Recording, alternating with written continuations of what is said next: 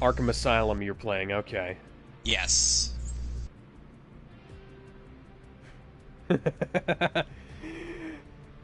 On the first thing I see here is the Lucky Rider outfit, and it looks like a combination of the Stig and Kamen Rider 1's unmorphed outfit. Know who the Stig is? Who? Do you know who the Stig is? No, I don't. Oh. Well, the Stig is this pro racer character from Top Gear. He never takes his helmet off, and it's kind of like a running joke. Okay. Ah, there's the enter key. So, remind me again, which of the Arkham games are you playing? I'm playing Arkham Asylum and then later Arkham City. Okay, and okay. then after I do this, I'm going to do a New Game Plus run of Arkham City. Okay, and you're saying that they weren't intending for there to be an Arkham City at all. Well, it was There supposed wasn't to be... it was based on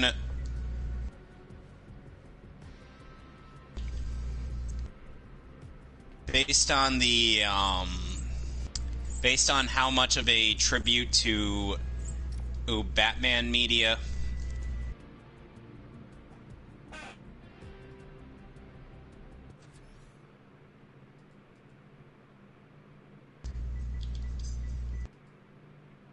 You keep cutting out. Sorry. Based on how much Batman media it makes references to, there wasn't original... Hold on. And now I'm streaming. Okay. Welcome back to more Batman. Arkham Hello, everybody. Asylum. I'm playing Fortnite because I apparently hate myself. Too bad you didn't have Thanos in there. That would have No. been funny to watch him do the default dance. You know what? I barely make use of the building aspects. I never do any of the dances. I just run around shooting people like it's a tactical shooter. And this is actually Right. my first time playing it with the sound on. So if all of my other previous Fortnite streams seem kind of off, that's why. That's because I haven't actually been listening to the audio. If it ever seems like I've missed out on something obvious. Right.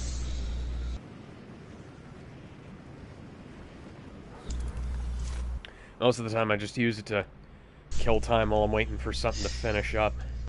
All PC's it. And apparently, there have been some issues going on his end.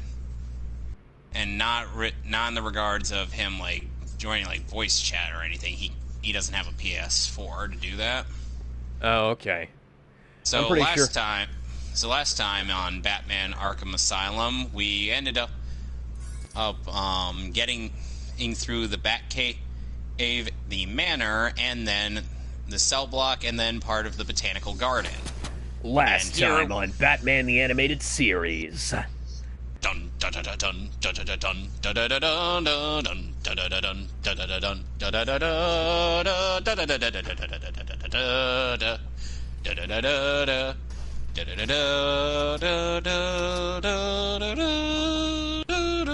Oh wait, that's the Tim Burton movie theme. It's the same theme song, basically. Oh It's my god, just we're that the doing one... this boss fight again? I'm skipping this. Oh my god, I did not think I was gonna win that one. This guy got... I got nothing but... By the way, you see these two large mooks? Oh, They're the brilliant. Now They're I'm the dead. only two. They're the only variant of boss fight that exists in this game. Like, no joke. Oh, fantastic. This is gonna make... The first Arkham game I ever played was... Origins. Yeah, Origins. Yeah, I was trying to remember what it was like. Which was it? And I know it was the prequel. Well, what's the prequel name? Oh, yeah, it's Origins, because they couldn't come up with anything better, could they? And now for the piggyback ride of death. Okay, I know I'm subscribed to you. Why is your stream not... There we go. Turn around. Okay, now I have to and this mute is off of so I the don't PS4 version in the Return to Arkham. Yeah, I only have the Xbox 360 versions of the first two So games. you don't get Joker. Joker was a playable DLC in Batman Arkham Asylum for the PS3 version. And he was free DLC, mind you. That sucks. But I got the Game of the Year edition, and so... Well, at least you get at at least you get most of the DLC for free. Ow. PC version, you could get all that stuff on the PC version. The only one I have a PC version of is... Yeah, it's Arkham Knight, which is the worst one to have a PC version of. Oh no, you poor thing! Why did you get that version? Because it was a quarter. Because it cost me 25 cents. You want to know why it cost you 25 cents? Oh, I know why. I tried to convince a friend of mine to not get it on PC, just wait until he got himself a good console. Oh, but he bought the fucking thing at full price. And oh my god, a purple burst fire. Whoop. Oh, wait.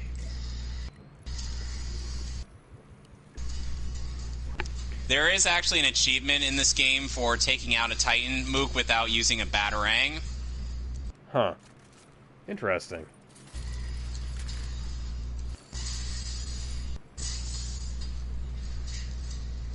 Sadly, the triple cape stun is not a thing in this game, unlike Arkham Origins. Because first game... Yeah. Well, it doesn't really make a whole lot of sense for them to not include stuff like that in subsequent ports, you know? Because, that would make the game far too easy. People always say that. That's not entirely what I would call, you know, valid.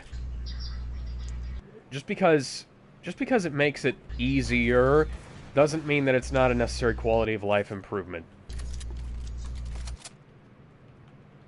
Oh, nice.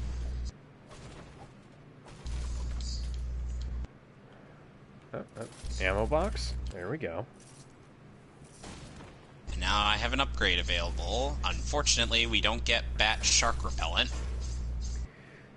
Get the shark repellent bat spray, Robin!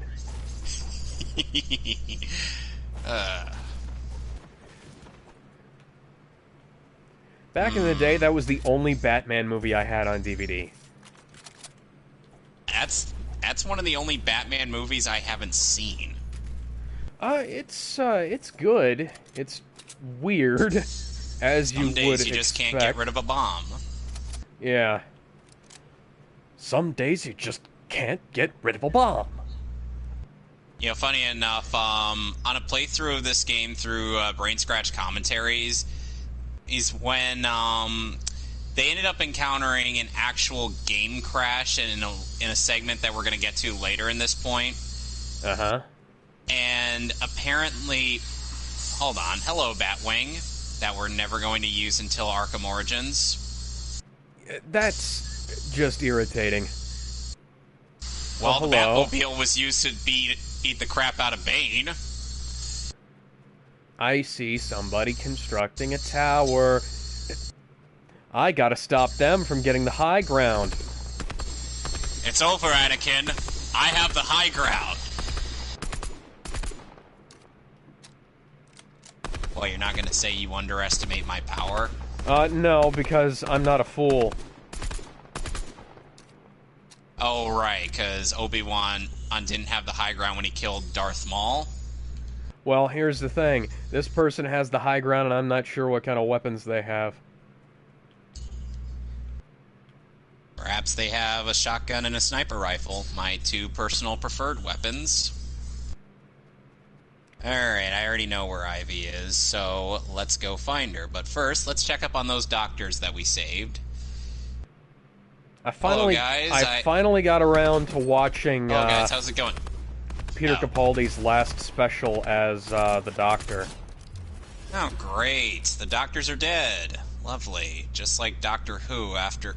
Or the feminist agenda got to it. Ba-dum.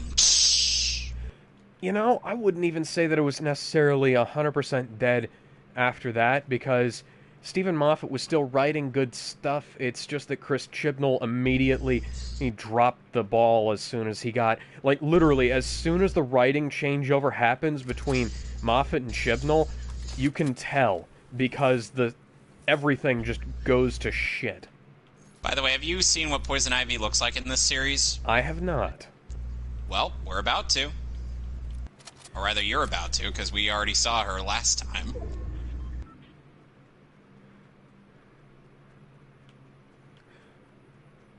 Sometime during the last stream, I got my first, whatever they call it, whenever And you get the yes, she's achievement for wearing landing. and yes, she's wearing a grass thong. Oh, no. Or grass panties. Pour some sugar on me. In the name of love. Pour some sugar on me. Come on, find me up.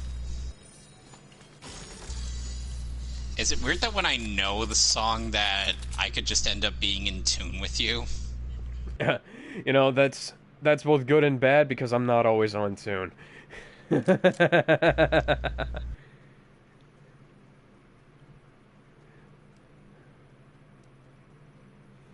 How convenient.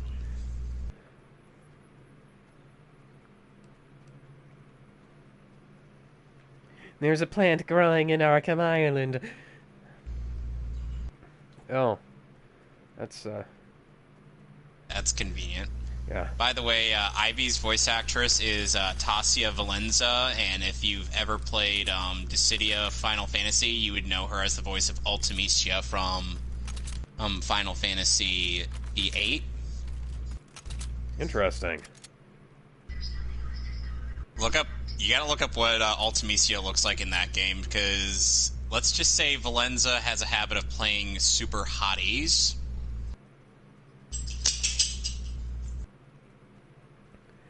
You know, something that always bugged me was that Batman's I could suit... pull these guys off the ledge. Oh, you can? Yeah. I'm not going to, but I'm just pointing out that you can. That's a good option to have. Watch this.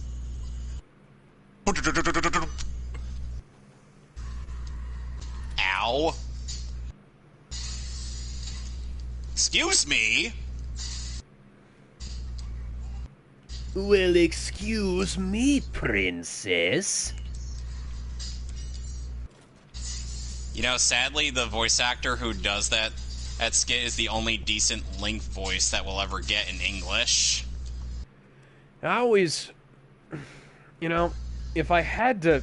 And I hate to keep coming back to one guy like I'm a broken record, but if I had to pick a good voice for Link, I'd get Bryce Papenbrook. Or Johnny Young Bosch. Oh, Johnny. Yeah, Johnny would be a good option. He'd kill it, especially as Twilight Princess or Skyward Sword Link. Hang on.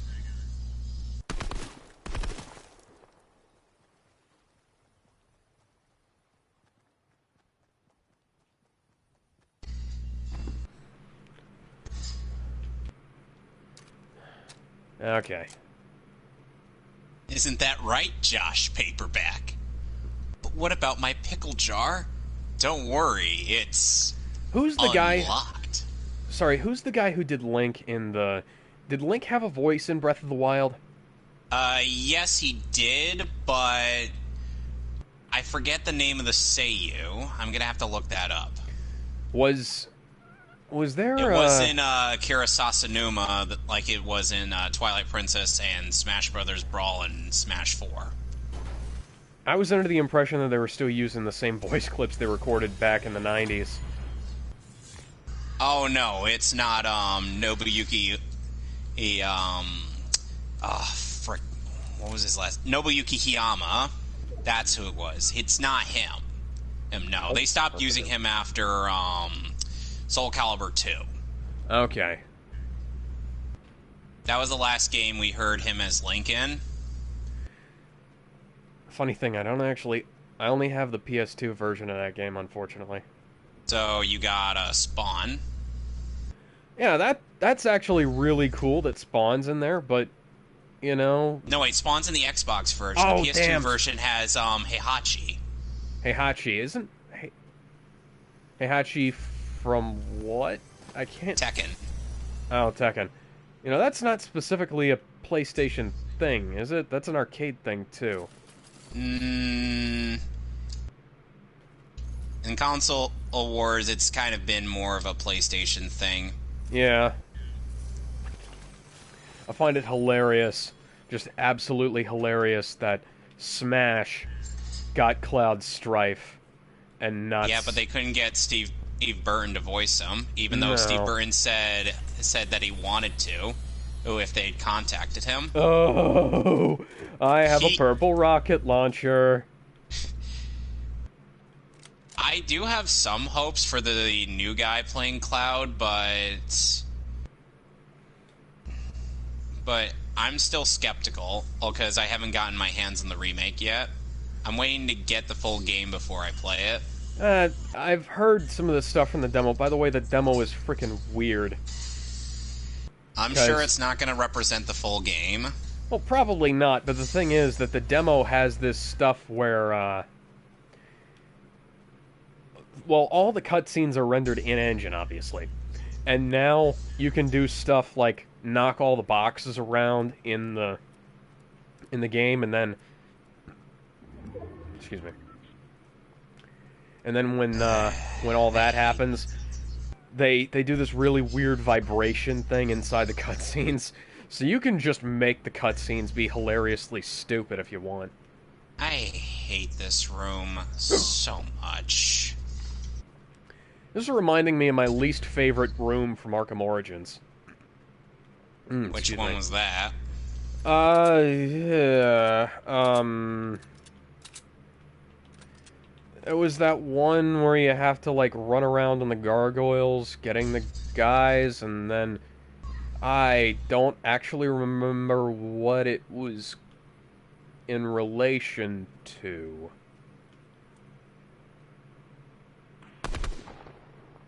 Well, gunner enemies are part of the Batman mythos. Yeah. It was just really kind of irritating. And did you know that until... I kept having to redo that level because I kept getting killed by them. And did you know that that at after Arkham City, Mark Hamill said that he was probably not going to play Joker again until they made a Killing Joke adaptation. Okay. Yeah, But then he came back for Arkham Knight. I mean, you know, Arkham Knight, give him a good enough paycheck for something like that, you know.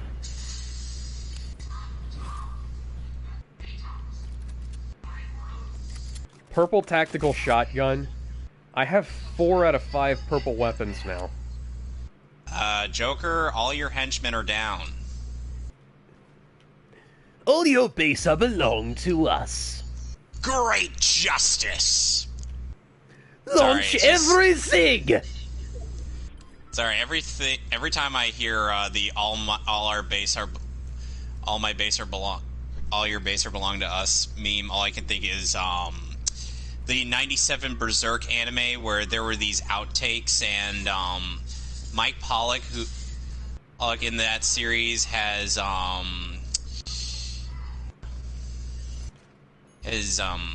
trying to think. He did this outtake where apparently his character, or Adon Corblewhips, okay. Yes, let's give Poison Ivy a little bit of Titan. I'm sure that'll go over well.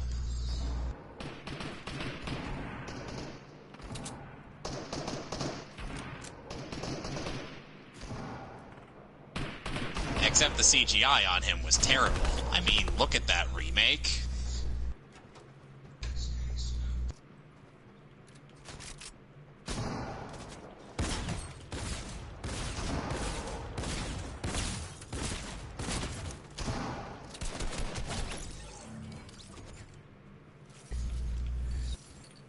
Well, the CGI in CGI anime is almost always awful. I was more talking Beauty and the Beast's remake. Oh, oh, Jesus Christ. Look, I may have a soft spot for 2 out of 7 of these, or 8 of these remakes that came out, but that doesn't mean I necessarily like all of them, because that would imply that I were nothing but a paid corporate shill like Jeff Thu. Oh, yeah. Now, I like the concept of, like, some of who they cast in Beauty and the Beast. Like, if it wasn't a musical, Emma Watson would be perfectly fine, but it is, and she's not. She's playing herself in that movie. Yeah, she's tone fucking deaf is what she is.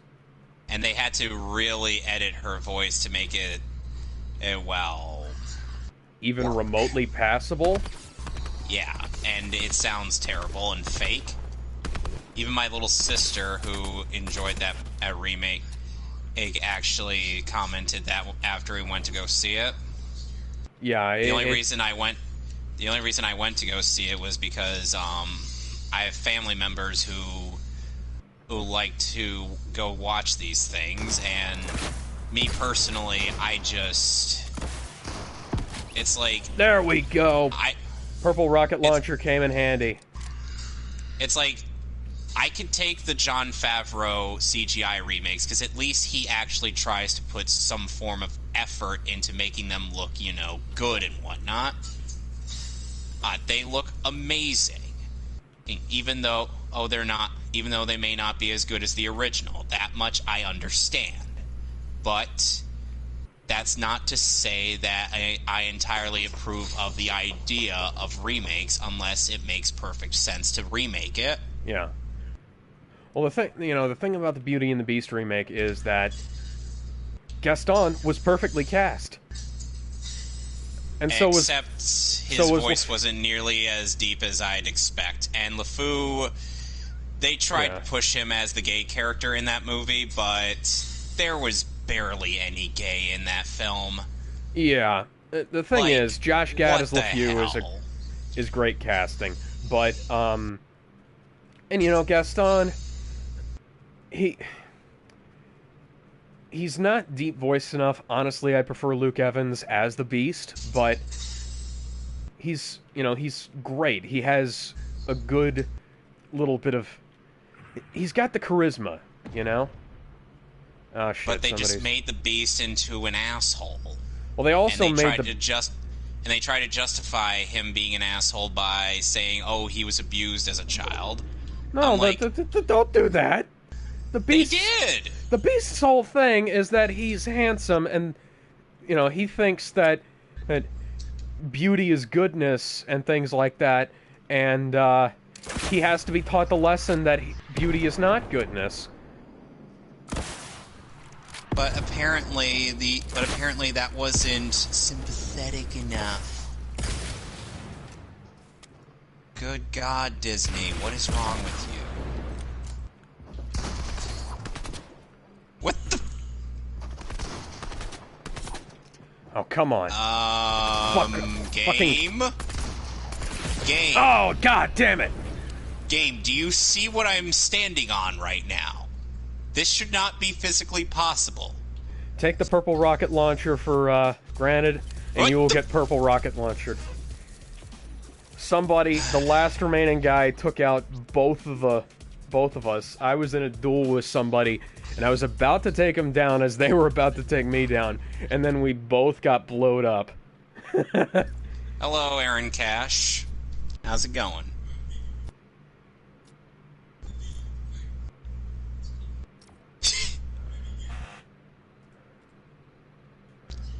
Oh, and I ended up deciding to order the other 2 Ava movies off of Amazon since I already have the first one. Oh, sweet. When you get to watching the third one, keep certain things in mind, such as, what the fuck? No, it's an Ava movie. I am expecting to be confused.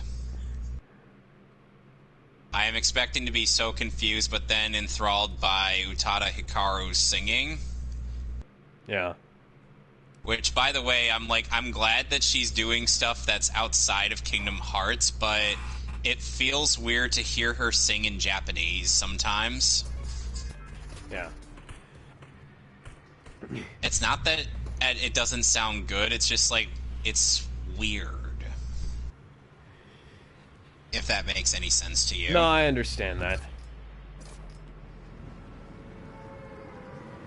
And, It's like hearing Kageyama sing in English.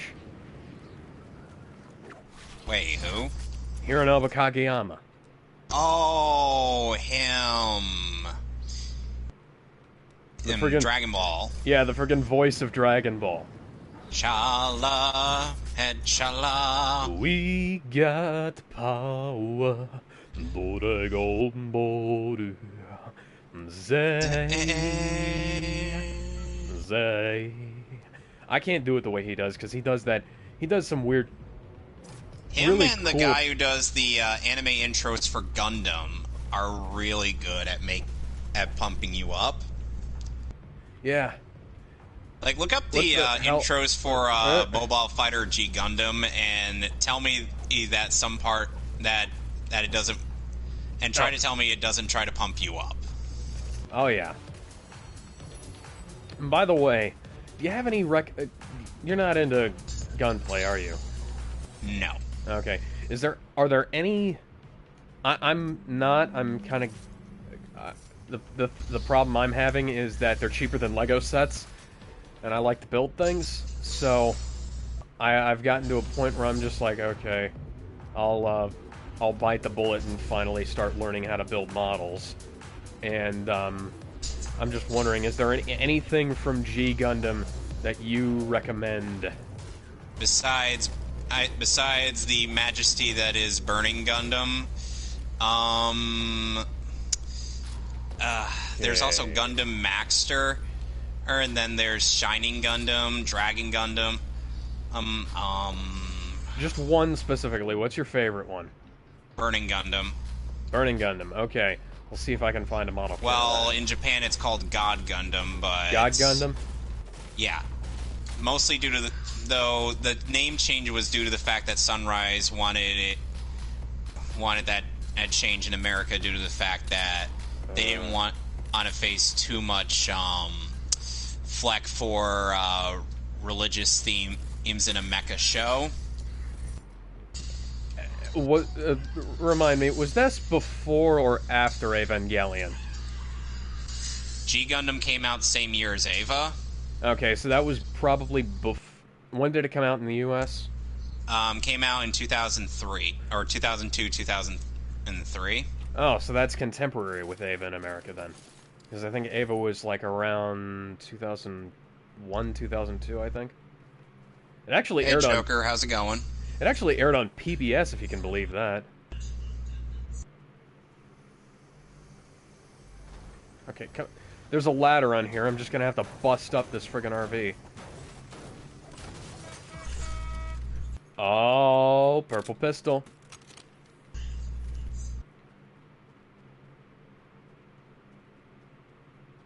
So, like, the last thing I'm gonna do before I beat this game is like sweep over the rest of the island, find all the Riddler stuff, and then boom.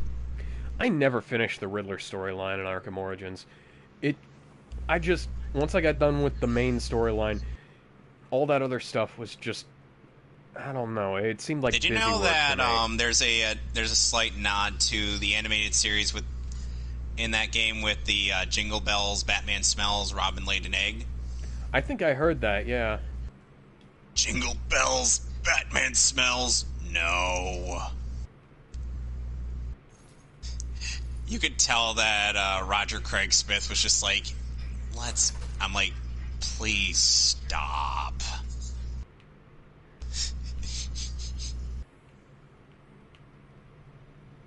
Funny enough, Roger Craig Smith, out of most of the voice actors who played Batman, has the least amount of reprisals for the character. Yeah, he only played him in, like, what, one or two things?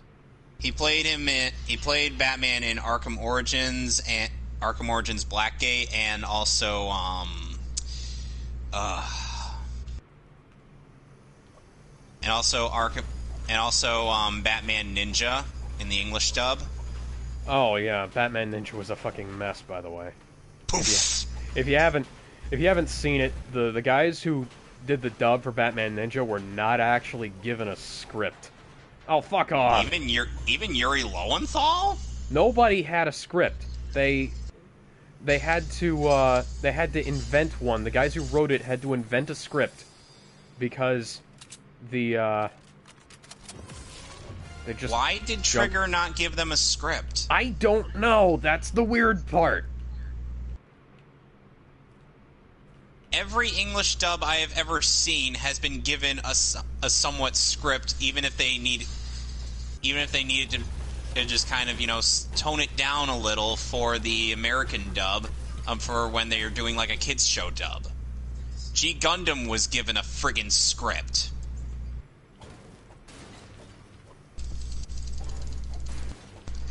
Like, oh my god.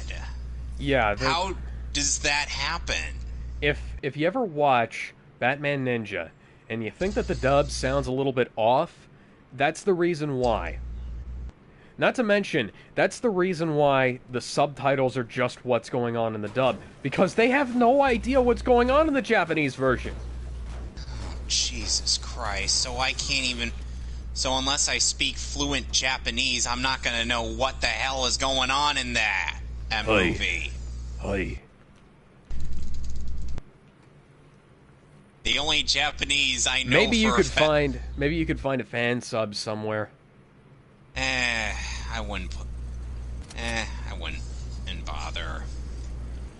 Because you know how fan subs usually are. That depends. I mean, some fan subs I will proceed to pleasure myself with this fish. That's from the Code Geass sub. What the fuck? Suzaku was supposed to catch a fish is to, eat, but the way they phrased it made it look like he was about to put the fish somewhere else. Alright, yeah, that's, by the way, that's how they would phrase it in the fucking Netflix Ava dub, which I still haven't forgiven them for. And, by the way... we're getting introduced to this one-time mechanic, explosive gargoyles. Oh, brilliant.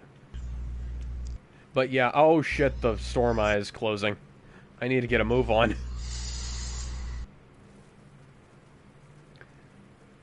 Oh, I'm not so, in case you're wondering, I think that was used a bit more in Arkham Origins than it was in Asylum, right? It wasn't used in Origins. Oh, they just had destructible gargoyles. Yeah, that's the thing they had in City, too. Okay. But I was just gonna say, oh, by the way, Amanda Winley, just because Netflix somehow managed to do it worse doesn't mean you're off the hook. No, she is far from off the hook. For a number of reasons. Including that attempt at a roast at Vic Mignogna. Boy, oh boy, that wasn't the most inappropriate thing that's ever happened in a panel at a convention, and is it? No, that was very inappropriate. Why did they allow that? Honestly, if I was the person who ran that convention, if I was security there, or I'd be like, yeah, tone it down, we don't want to get fucking sued. But they don't give a shit. No.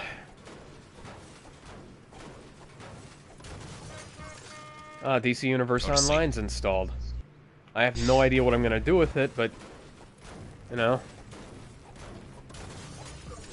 So...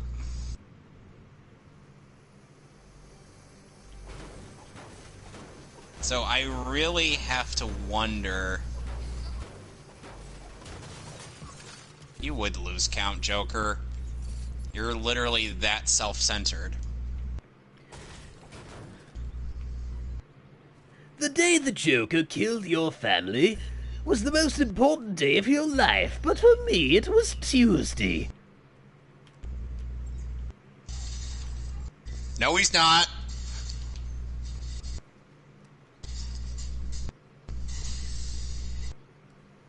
And now I gotta go do... Come on. There we go. Okay, now they lost me. Oh, nice. Blue pump action. Pump action shotgun sucks, but, you know. There's a chest around here. So I was looking through YouTube a couple times, and there is a, Oh, hey, tactical shotgun. And there's a funny scene in Kingdom Hearts 3 where Sullivan from Monsters Inc. ends up scaring Vanitas is to the point where he just drops his Keyblade and then Sully just yeets him into another world through the doors. And he keeps yeeting those doors into other doors, and then he shreds the last door he put him through.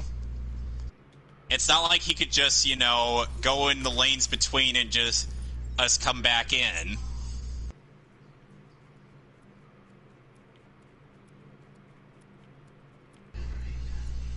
I hear gunshots. I don't know where they're coming from.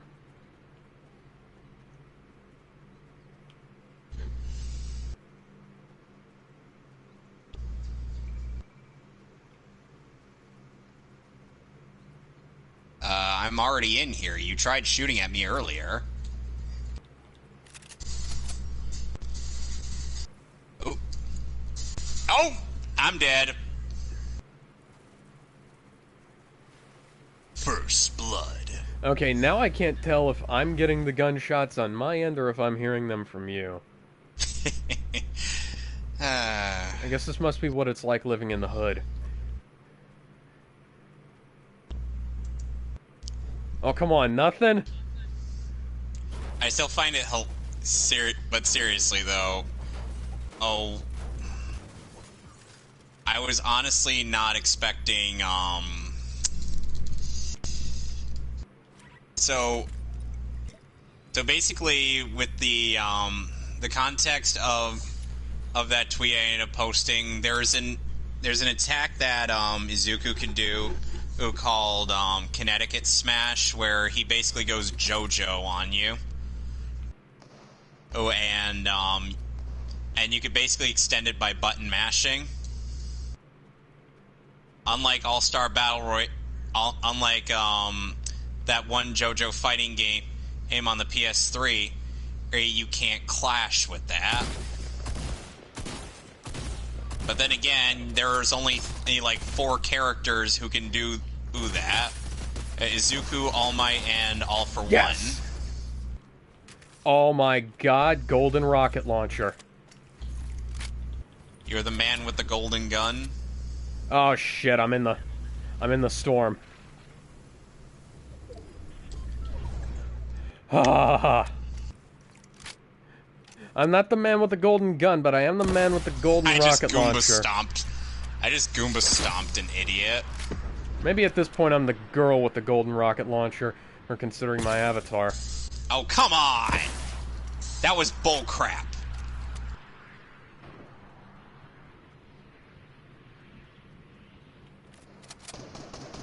I was once again standing on nothing. Collision detection be damned. Yes! Golden rocket launchered. Picking up shit. Oh, shield potion. Probably shouldn't drink this out in the open. Oh, no, I'm doing good.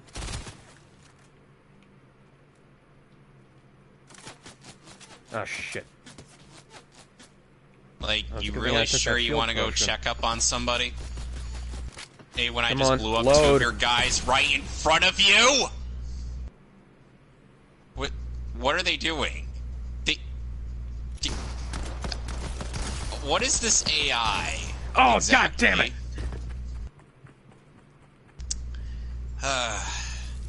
You know, if only I could mess with these guys via the weapon disruptor from City and Origins. That'd be neat. That'd be funny. I don't think I ever used that, actually. It's fun. And now, line launcher. Boop, boop.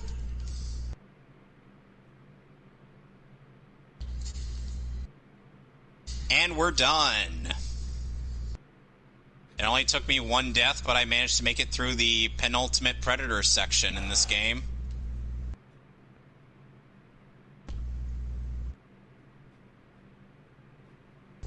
Yes, there's one more after this. You know, the worst part, or the Predator, there is only like one boss fight in Arkham City that takes advantage of the Predator section, and it's actually one of the best boss fights in the game. Which one is it? Mr. Freeze. Oh, nice. Who is voiced by the Brain. I've heard the Mr. Freeze boss fight's pretty good. It is. It's even better in New Game Plus, where you have to actually use pretty much every stealth tactic to take him out. Okay, this is so much bullshit. I've got my crosshairs centered on this person, and I'm missing. This is exactly what got me killed in the last game.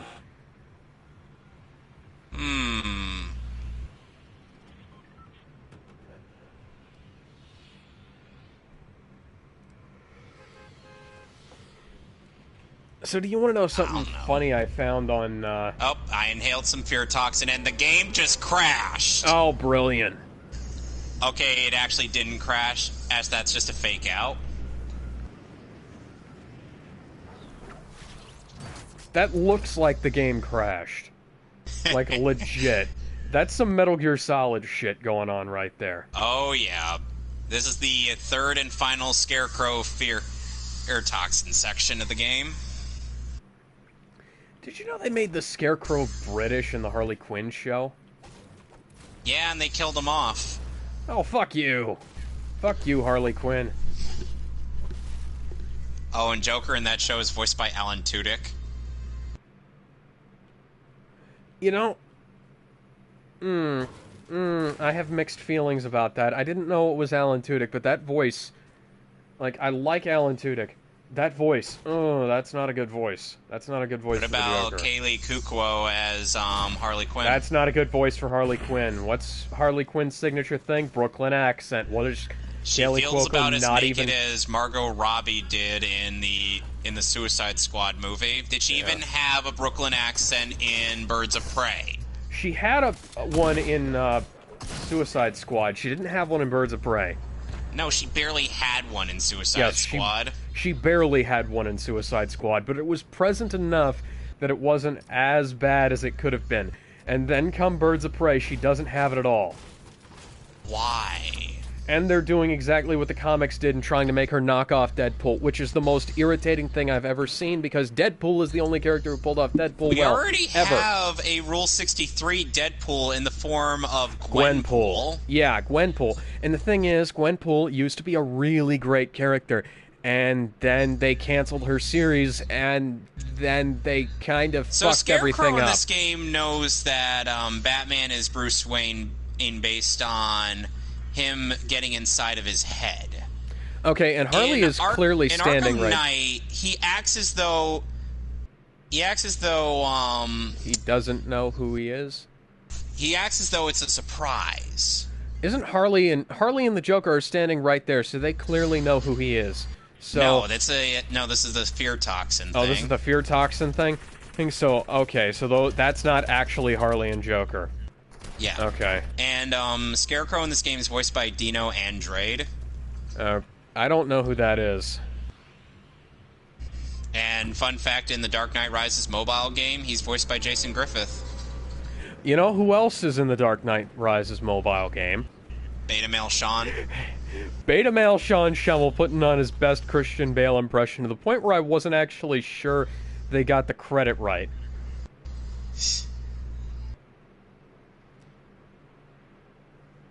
So basically,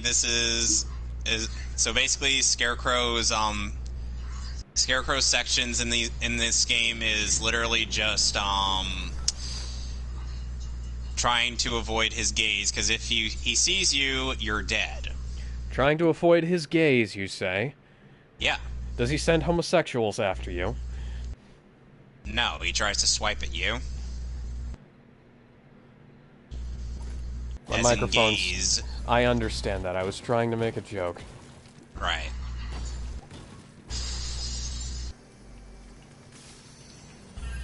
Ah, green shotgun right off the... I have you set to automatically pick this shit up, game.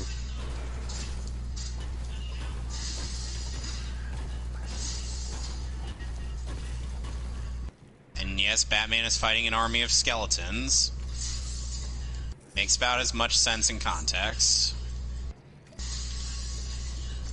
Batman and the Argonauts.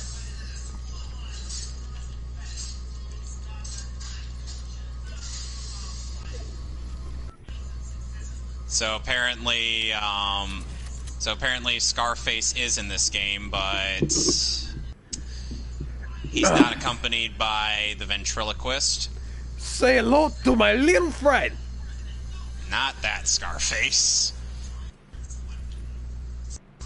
Yeah, the first time I was introduced to the character Scarface and the ventriloquist, it was in the series The Batman, where Reno Romano, the original English dub voice of Tuxedo Mask and Sailor Moon, voiced a Batman. I never knew that. I always wondered who did that. And the ADR director for Batman the Animated Series did the voice direction for that show. The Batman or Sailor Moon? The Batman. Okay. If Andrea Romano did the direction for Sailor Moon pre-Viz Media, that would have had an actually good dub. Yeah, Let's put it that way. As opposed to whatever the fuck was going on in the Deke dub. Also, Johnny Young Bosch is in the Viz dub as Artemis. I actually have some of Sailor Moon on Blu-ray. I haven't watched it. I actually haven't watched Sailor Moon in a very long time. Fun fact, Viz actually got the rights to dub the seasons for Sailor Moon that never got released. Bullshit! That was bullshit. The stream hasn't quite caught up, I don't think. Oh, that is bullshit.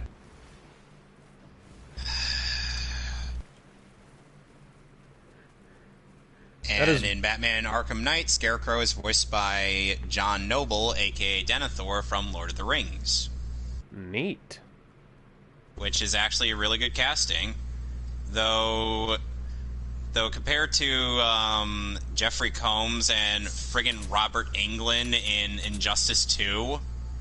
They got Robert Englund? Yeah! How the hell do you get Robert Englund for something like that? Well, he was in DC for Felix Faust and Riddler in The Batman. Jesus Christ. And when you think it's over... Oh, God! Just the LSD. when I thought I was out, they pull me back in. The LSD. It's not... the drug trip continues.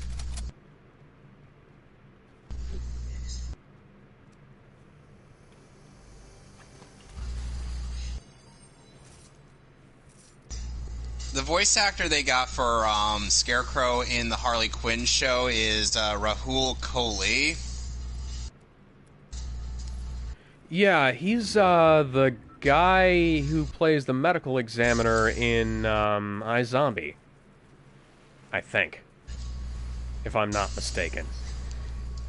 Oh, But yeah. and Poison Ivy. Oh, and the weird thing is Poison Ivy and Harley Quinn scenes are some of the best scenes in the show. Huh. It's like they've just got so much going for them. That's just a bad concept for a show. Harley Quinn can't carry something like that on her own. Oh, and Diedrich Bader from Batman Brave and the Bold reprises Batman in the show. Isn't that the one where they have, like, the really stupid shit with Superman, and where he's, like, spitting out gravel? I don't know. Haven't watched Batman Brave and the Bold in years. Not Brave and the Bold, the Harley Quinn. There was a point where Damian and Batman ended up treating getting a rival as though it were getting Into a romantic relationship partner. Yeah. It's And not like that Damian- hasn't been done before, guys. And then Damian's like, when can I start having sex? Bruce is then like, I think I hear the bat signal. That's not a bad joke, but The cute 12-year-old boy with the actual kid voice in the show asks something like that, and I'm just like, oh no. And much like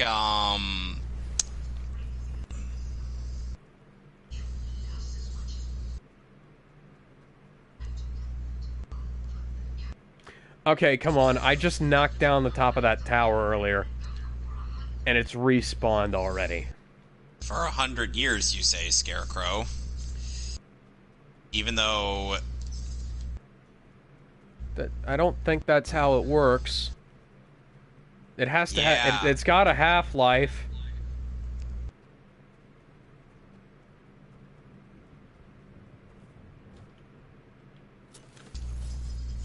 So I'm wondering, like, what game I should play after I do Asylum besides, obviously, City, of course, because, you know... Oh, that's an easy one. That's an easy answer. Because, of course, I'm going to do City at some point after doing Asylum. Yeah. One of these days I should get back to playing Uncharted 4, because that's still sitting right next to me, and Bioshock 2, for that matter. Is there a point in the game where the game stops your recording process, or no? God, I don't know. You may want to... This is kind of why I would... Want to get an actual streaming card? Yeah, you might want to get that. All that, Yeah. and also, trying to think. That, and also, I kind of prefer to just, like, you know, play through the game, see if I can, and stream through it. Yeah.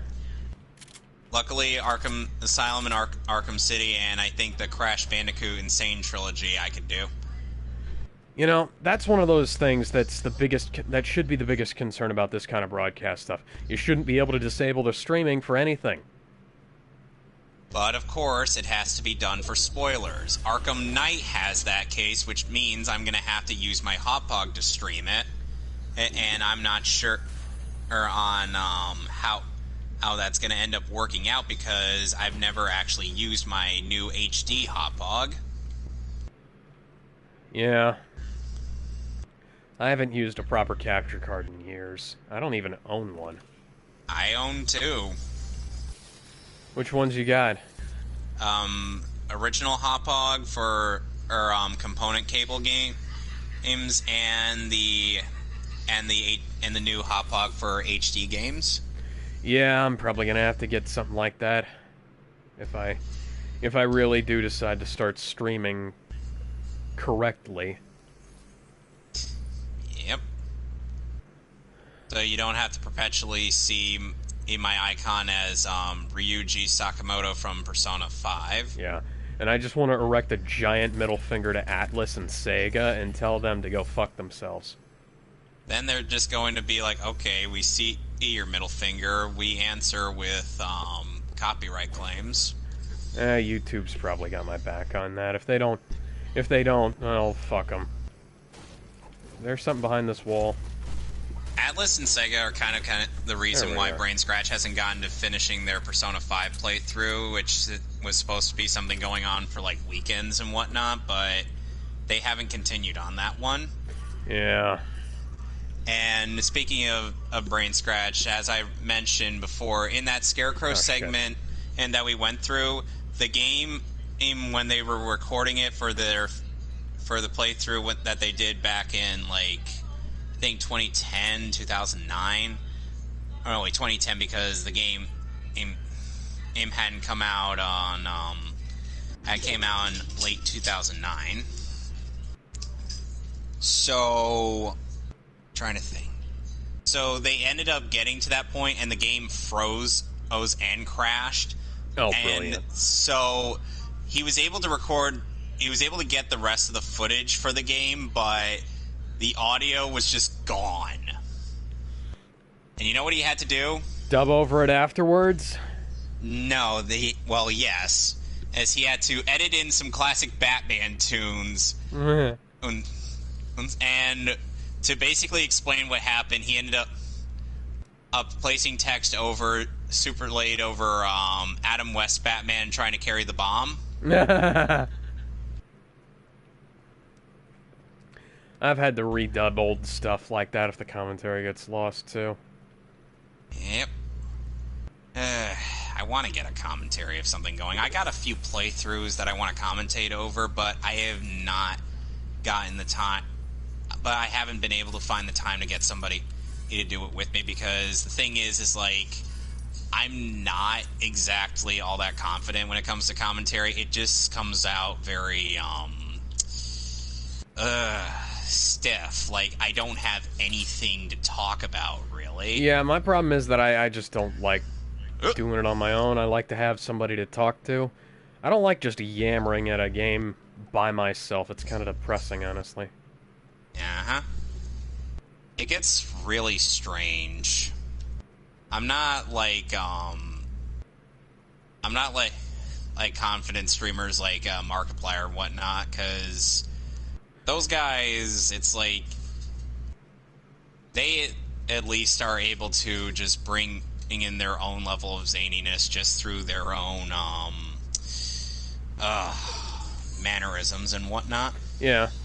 I can do that too, to a certain extent, but the thing is, I would rather have somebody with me who I can talk to. Oh shit, there's somebody firing at me. And, you know, Alan Tudyk also voices Clayface in Harley Quinn. Oh. So he's pretty much acting for two. Yeah, a lot of people do that. Holy shit. Currently, the My Hero kind of weapon does this guy have?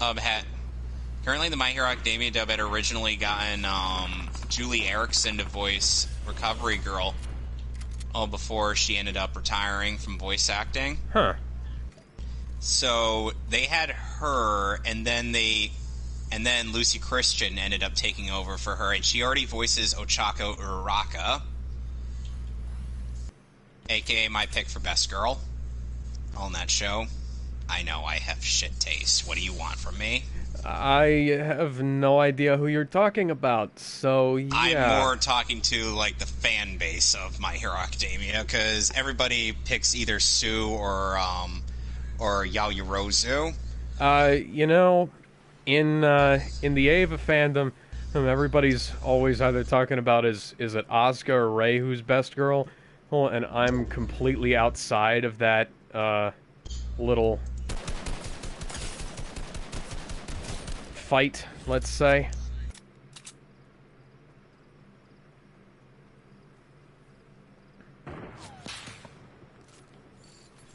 So basically, ah, damn it! And also, how did that guy get me with a heavy sniper rifle? Oh no!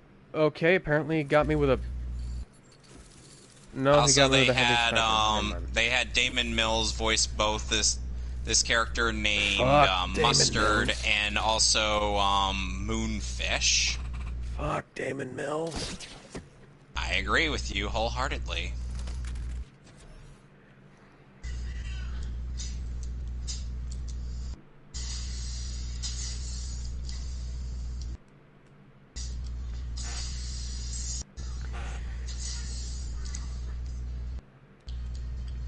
There's a post that goes around on the Ava, in the Ava community, where it's like, it's a 4chan thing, and it's like, one guy posts about how Asuka's best girl, and the other one posts about Rey, and the other guy posts a pic of Gendo saying, "You fuckers have been at this for 20 years, and now it's 25 years, almost." And, unfortunately, things haven't gotten much better. Oh, excuse me. What, no one from Rebuild is being considered best girl? Oh, Mari, who's basically good for the glasses fetish and nothing else. It's a shame.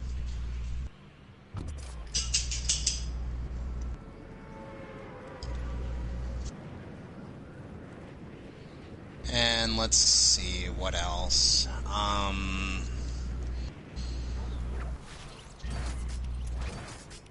And Zeno Robinson, who's been recently put in the My Hero Academia dub, voices one of Kai Chisaki's henchmen in the overhaul arc of the anime, and also voices this character named Hawks. Take a wild guess what his power is. He can fly. He has wings, and he can make blades out of his wings. Oh, so his name should be Archangel then. Oh, you mean Archangel without that weird thing that Bryan Singer did it to end up casting him? What happened? Oh, that. Oh.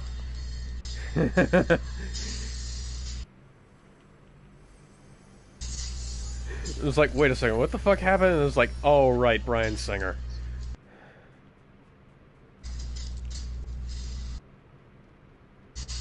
It's like, what happened, man? You had a few good X-Men movies, but then it's like, with X-Men Apocalypse, I kind of enjoyed it, but that doesn't mean everybody else did. Nah, Apocalypse was fine. It was a fine representation of the comic. It's just that, holy shit, there's a golden pump-action shotgun here.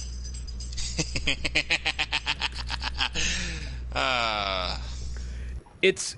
honestly, I can't see how it's any different than Days of Future Past in terms of quality. Because yeah, Days of Future Past was pretty good. Yeah, because Apocalypse is kind of the same thing. It takes liberties is with the storyline, and some fucker is in here, and they're gonna eat my golden shotgun.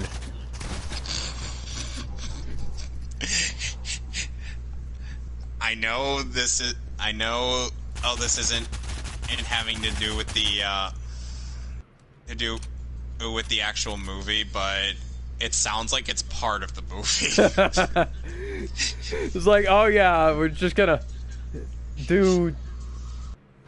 By the way, Steve Bloom is our Killer Croc for Arkham Asylum, Arkham City, and Arkham Knight. And Arkham Knight... Oh, god damn it! And Arkham Knight, he's basically turned into Godzilla. Oh, of course. Why does he look like Doomsday? Because of his mutation. Is it specifically to make him look like Doomsday? I don't know. Huh.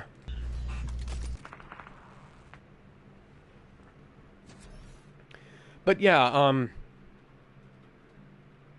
honestly, X-Men Apocalypse was about the same in terms of quality as Days of Future Past was.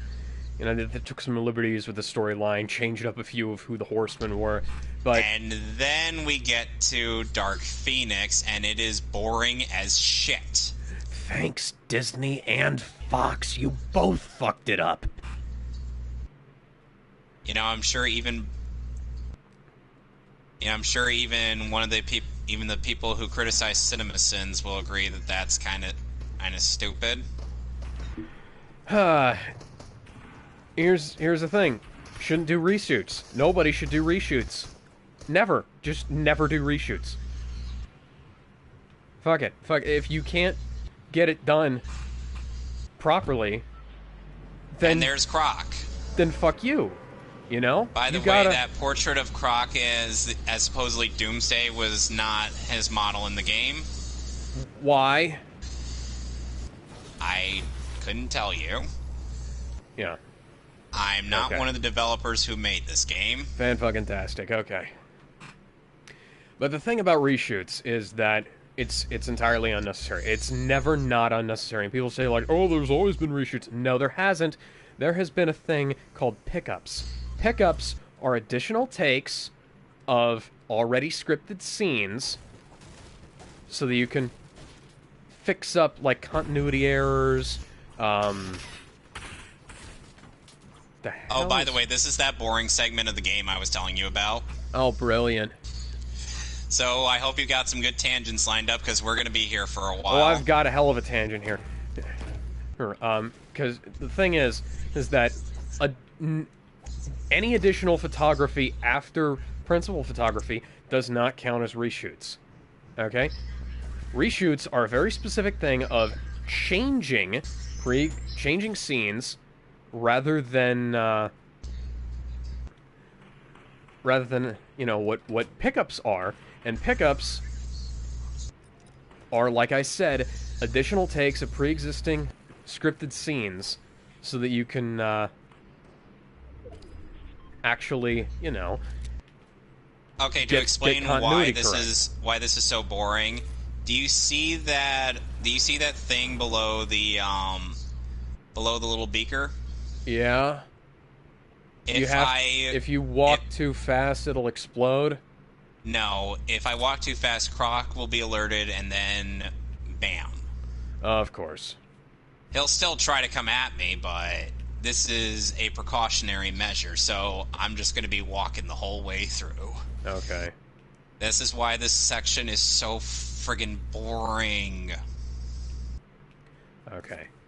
Well, I'm going to try and sum up what I'm trying to say without repeating myself too much. Okay. People will say things like, oh, Lord of the Rings had reshoots, or no. Lord of the Rings had extensive pickup photography because there were like issues that had to be resolved with continuity because they had like there was things that had to be fixed, like costumes not matching up correctly,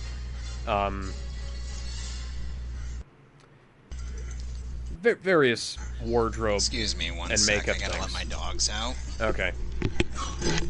And the thing was that they only had one reshoot in the entire filming history of the Lord of the Rings trilogy, and that was the scene with the skulls tumbling, which was a scripted scene,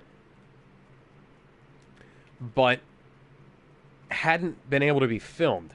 And the thing that a lot of people don't realize about old film movies, because Lord of the Rings is 20 years old now, is that you had to send it off to get developed and make sure that everything was okay. And then if things weren't okay, you had to go back and do more takes, which is what wound up happening for The Phantom Menace, because that film, and that's part of the reason why George Lucas went to digital photography for episodes 2 and 3, because the film kept getting fucked up by the sand. I don't like sand. It's coarse rough. and rough and gets everywhere. And it ruins your film. It ruins the fucking film. Who knows how many good takes of Jake Lloyd giving those lines were Hayden lost. Christensen. Yeah.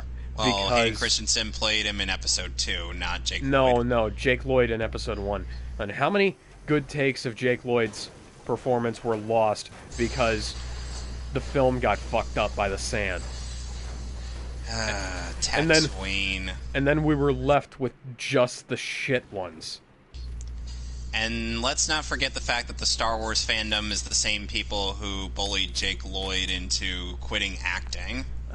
No, that was not the Star Wars fandom. That was, just a bunch of a-holes at his school. Yeah, let's generously say humans who live who were at his school. Yes.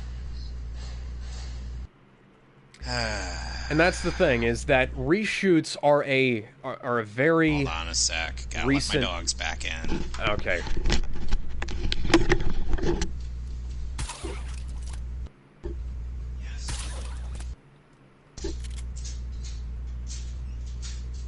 Ella!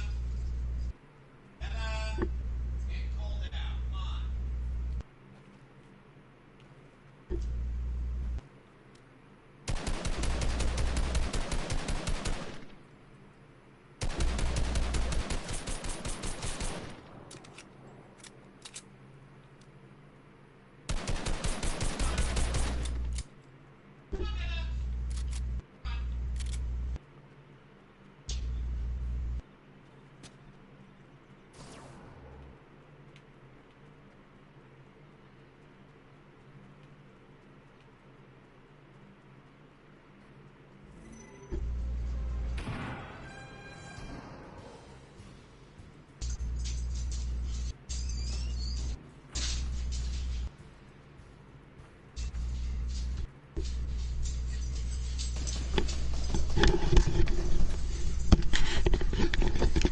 Anyways, you were saying? Well, all I was saying was that up until, let's say, like, maybe 10 years ago, reshoots were of an uncommon phenomenon, and it really only happened in movies that had horrible, horrible production histories. Like Superman 2. Superman 2 had so many reshoots because the Salkins just wanted to fuck over Richard Donner. And, trying to go after the fucking pinata. Where are you guys?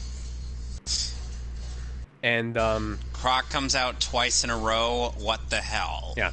They are a direct sign of studio interference, and they always have been, because there were reshoots on Batman Forever to make the film sillier.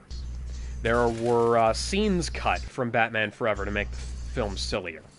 There was all kinds of stuff. You know, Joel Schumacher wanted to make a Batman Year One movie. You know, he might have been able to do it if it hadn't been for Warner Brothers.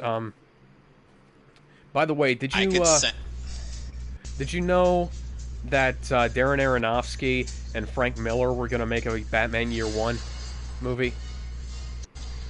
There was eventually an animated Year One Batman movie with Bryan Cranston as Commissioner Gordon. Yeah, that was cool. At least I thought it was. You know, Bryan Cranston and Commissioner Gordon, that's a great choice. But, Bryan Cranston was also, what's his face from Street Fighter? Fei Long, in the Street Fighter 2 animated movie for some odd reason. Huh. But there was, I think Event Horizon had some reshoots and re-edits, and that movie is one of the biggest examples of being fucked up in post-production. To the point where there actually isn't any original footage from the director's cut.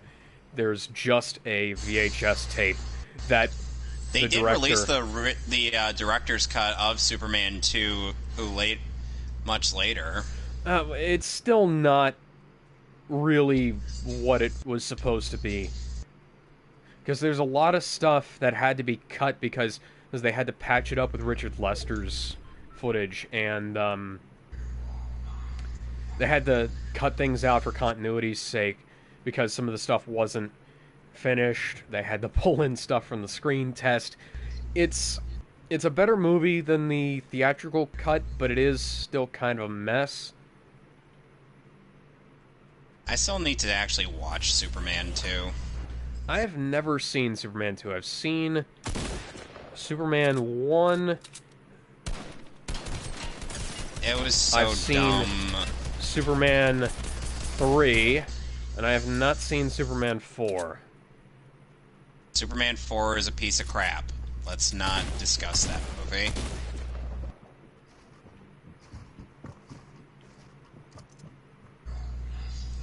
So, funny enough, the Super Gaming Brothers playthrough is how I discovered that Amnesia fanfic I keep on putting up for bad fanfic reading. because they were looking for stuff to talk about when they got to this section of the game. There we go. Because it was so boring.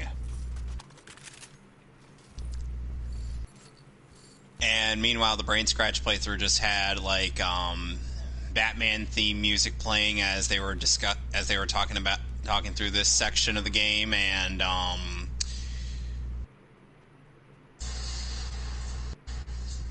where are you? Oh God! He just football tackled me from behind.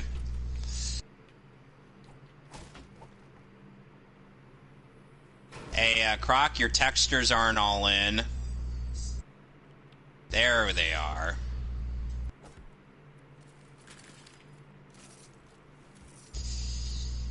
So, yeah, that's a thing I need that to get happened. a move on, because the eye is shrinking.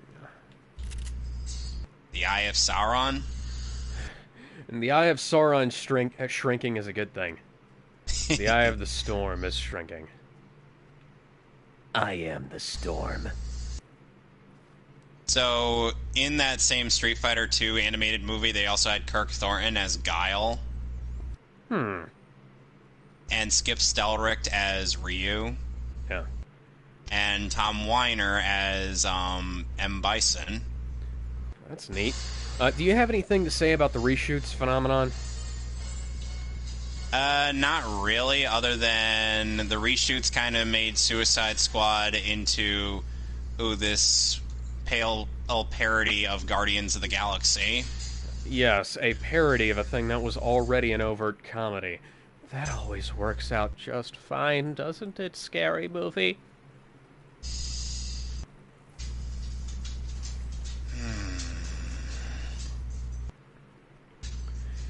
And the By the way, in case you're licensed wondering music. why By the they're way, used- fuck licensed music.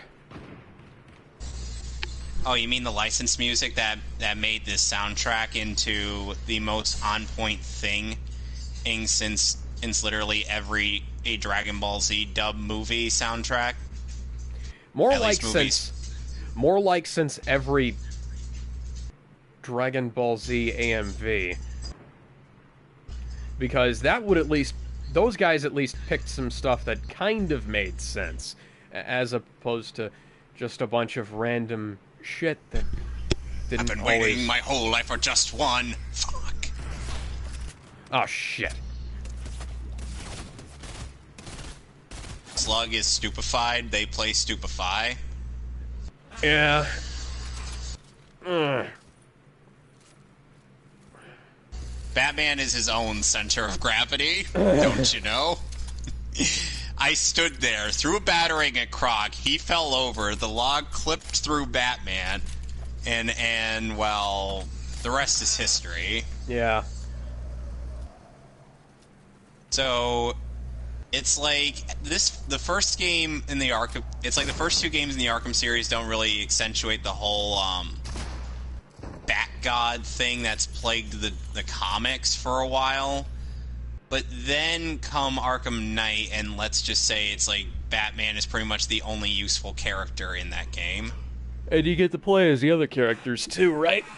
You do get to play as them, but only in tag team battles. That's... You don't get to. You don't get to sucks. actually play as them throughout the game. Hey, did you see Okay, okay, I might have lied a little. You can play as the other characters in their own scenarios for the game, including one scenario where you play as Harley Quinn bailing Poison Ivy out of Bloodhaven, and just for her to end up turning on.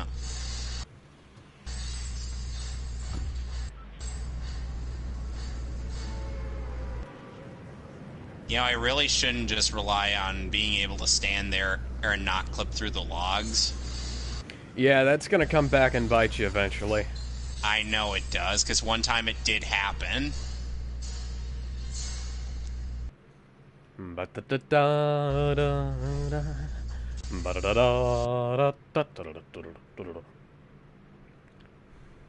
So,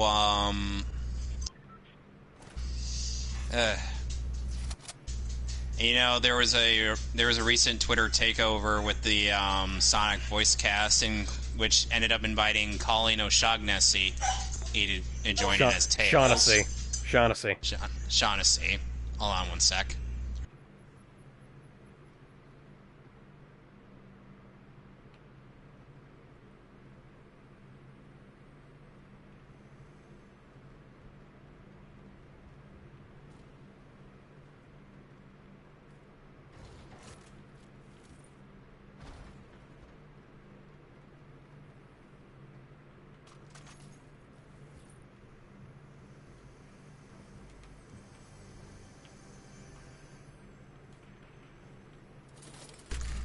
So, yeah.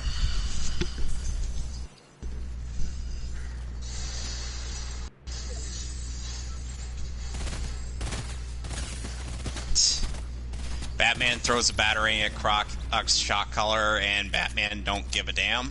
That guy was literally just standing there, and it took me shooting him in the face to realize that he needed to fucking move.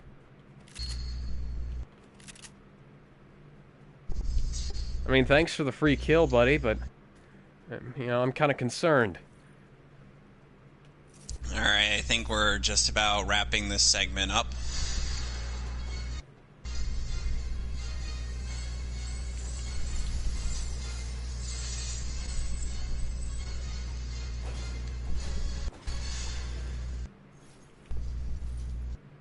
Yep, we're just about outdone with this segment of the game, so let's just be on our merry way. And Croc is trying to kill us. Oh, of course he is. Because you to bat. And he has our scent. Everybody wants a piece of that badass. And when he's wearing the Batman Beyond outfit, it feels like he's wearing nothing at all. Nothing at all. Nothing at all. Stupid sexy Flanders.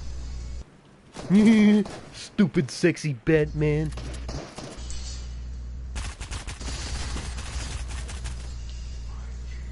Okay, see, that guy at least tried to fight back. He didn't do it very well, but, you know, Goodbye. he tried. Yay! Oh, Croc is done. No, you won't.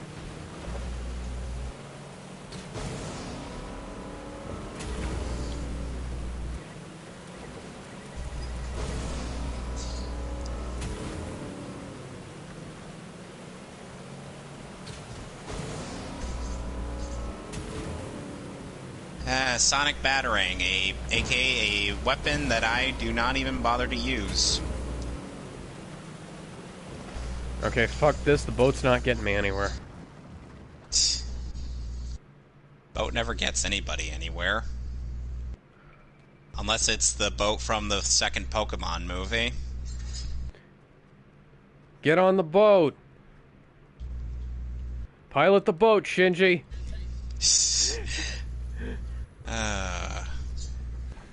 Man, imagine like an,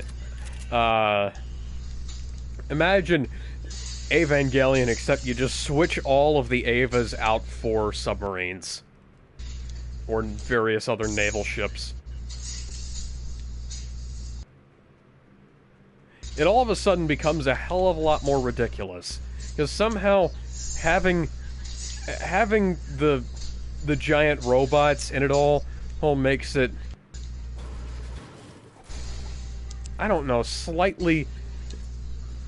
It makes your willing suspension of disbelief more willing to accept the military using kids to pull off their operation. Didn't they have like some sort of lolly battleship anime once? I think it's still ongoing. What the fuck is going on? Did I just lose Wi-Fi? No, I haven't, because I'm clearly still talking to you. Yeah, you're still on, because you would have dropped out of the conversation if you did.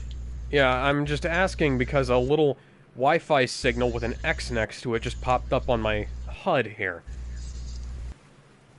Weird.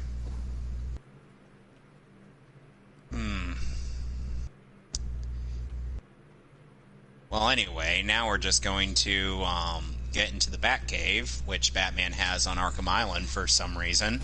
That doesn't make any sense, but whatever. He ended up getting one after saving a man from committing suicide at Dead Man's Point.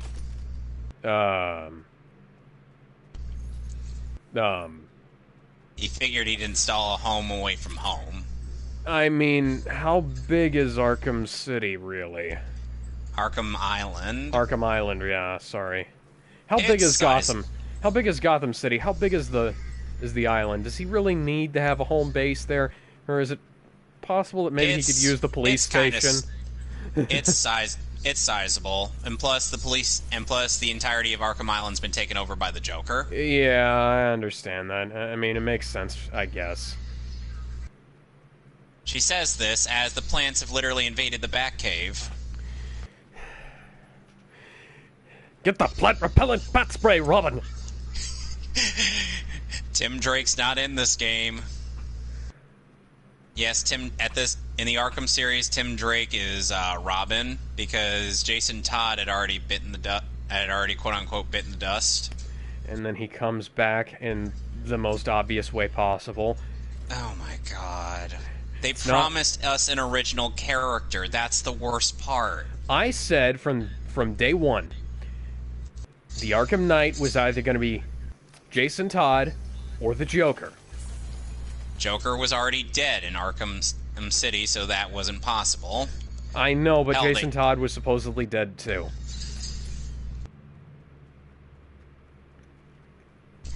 And, you know, it only really makes sense for one of them, because they could bring the Joker back as, like, this gimmick, and that would potentially be incredibly fucking lame. They cremated the Joker at the beginning of the game. I understand that. I'm just saying they could have pulled off some weird fucking bullshit like they always do with Joker. So now we got this gliding/line launcher segment to go through. In the words of Jake Skywalker, no one's ever really gone. You mean Luke Skywalker? No, I mean Jake Skywalker. Or that was... You know what I'm talking about. Wasn't that that was a line from The Last Jedi, right? Yeah. No, that was actually a line from the trailer for Rise of Skywalker. What the fuck ever. Listen, Mark Hamill refers to Luke in episodes 8 and 9 as Jake Skywalker. Oh, okay, that explains it. And my bad. I thought everybody knew that by now. I didn't, because I do not really pay that much attention into a lot of things, which... Yeah. The thing is, whenever I need to get something done, I just stick Mahler's review of The Last Jedi on in the background.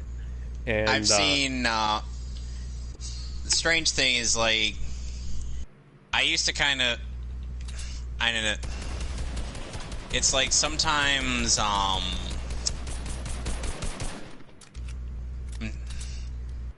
have to wonder, how is it that... I'm trying to think of what the frick to say. I have to wonder, how is it that even though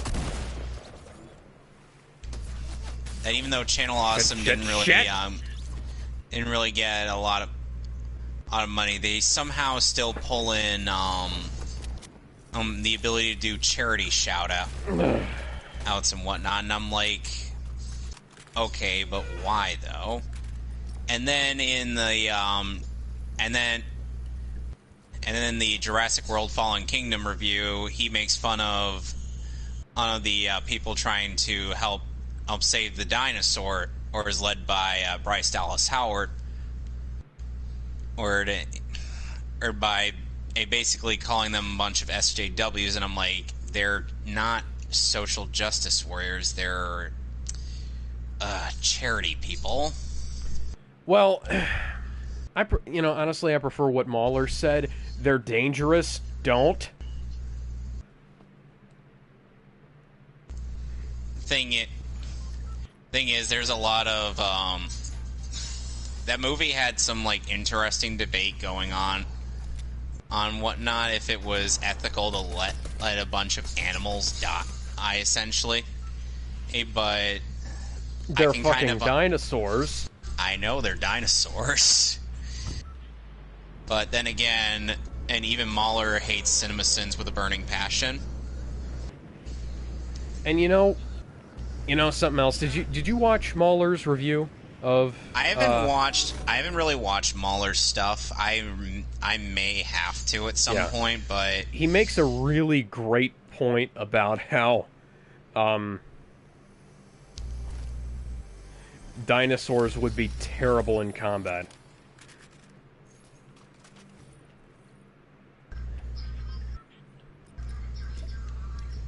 well, we do get a Riddler robot in Arkham Knight. Yeah, robots. Honestly, robots are the only thing that makes sense for combat, because you don't have to. Is that a person? No. Well, there is also the factor of biological warfare, or that people could use the Compsognathus for. Yeah, but then you have to worry about a bunch of compies getting out and attacking you. Yeah. And unfortunately, the thing is like, people say, like, oh, we don't have to worry about the dinosaurs taking over and whatnot, but I'm like, you do know that... Did you watch... that the big ones aren't the ones to really worry about. It's the little ones that could spread pathogens that are... Yeah. That are worrisome. Did y'all not watch Jurassic Park 1, 2, and 3? To see how that's a bad idea? I mean, it's not... I mean, they wanted to move the dinosaurs somewhere else, but a Ryan Reynolds-looking mother trucker thought it would be a good idea to bring the dinosaurs over for some bidding. There's a entire second island that 2/3 of the movies up till then had been set on. Send them there. But the thing is like, there's also a giant Spinosaurus, and also the fact that the volcano probably is going to end up destroying that island as well, since, they thought well, fuck them then. Oh my god. Listen, even the friendly ones are giant. Yes, they are brachiosauruses. They like are gigantic. Yeah, it's like the Brachiosaurus. This is just gonna... he's just gonna go along trying to get some food and accidentally step on a house. He won't mean anything by it. Wait. The best part would be if, as he's stepping on that house, you hear the you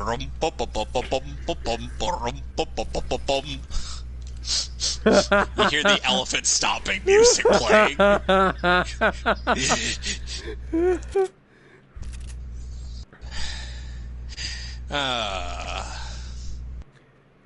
And let me think. So, and the thing is, like, dinosaurs are not like wolves. No, they're not. Like a wolf, you can... we have, like, descendants of wolves that live with us as part of our pack. I have two that live in my house. Yes. And the thing about wolves is that, they will... I don't know why, what's his face from Jurassic World compared them to Vincent D'Onofrio compared them to wolves, even though they're not. I'm like, at most these would be more comparable to hyenas in terms of pack mentality. At least that's the movie's logic. Yeah. But the thing about wolves is that if you train them up and raise them... Look at these three idiots. They're just standing there.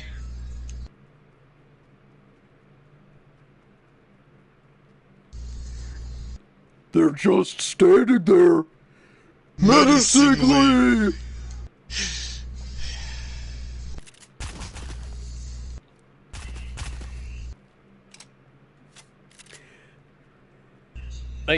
We've proven that you can raise wolves as like part of your family, and they will be like they'll be like, "You are Pack, we are Pack. I will protect you," kind of thing.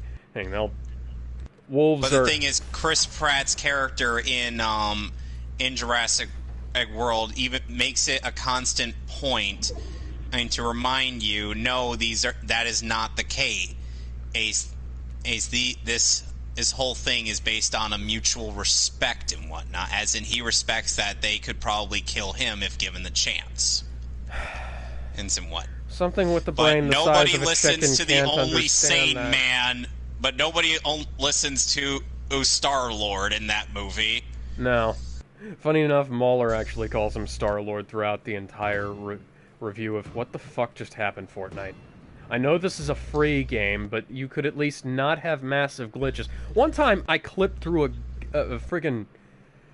Like, I was trying to just jump up onto the edge so I could see somebody to shoot at them, and my character just clipped right through the entire edge of the building and fell down 100 stories to his death. But did they clip through Gadon's style? What? Gadon, you know, the meme that's used for the GoldenEye cartridge tilting. Oh, get down. Okay, I gotcha. No, he was in a place where he was supposed to be, and then he was in a place where he wasn't. Because, you know, in Superman 64, you don't even have to tilt the cartridge to see some wacky crap. Yeah, I know that. Just play the game and just watch it break itself in two. Destroy all the 4 dark shadows as opposed to the light shadows. Bada fucking boom. And then suddenly Superman clips through the bridge as he's trying to fight the dark shadow. And the game just spazzes out. Did you know that the beta version is actually less buggy than the final version?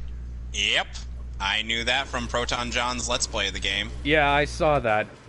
That was absurd.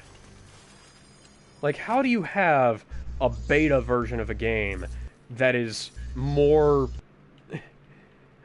playable? Well, we should already know that there is a better beta version than the official version from, I don't know, 14 years ago? Yeah. With a certain, a certain anthropomorphic animal that actually had a good movie. Sonic? Yep.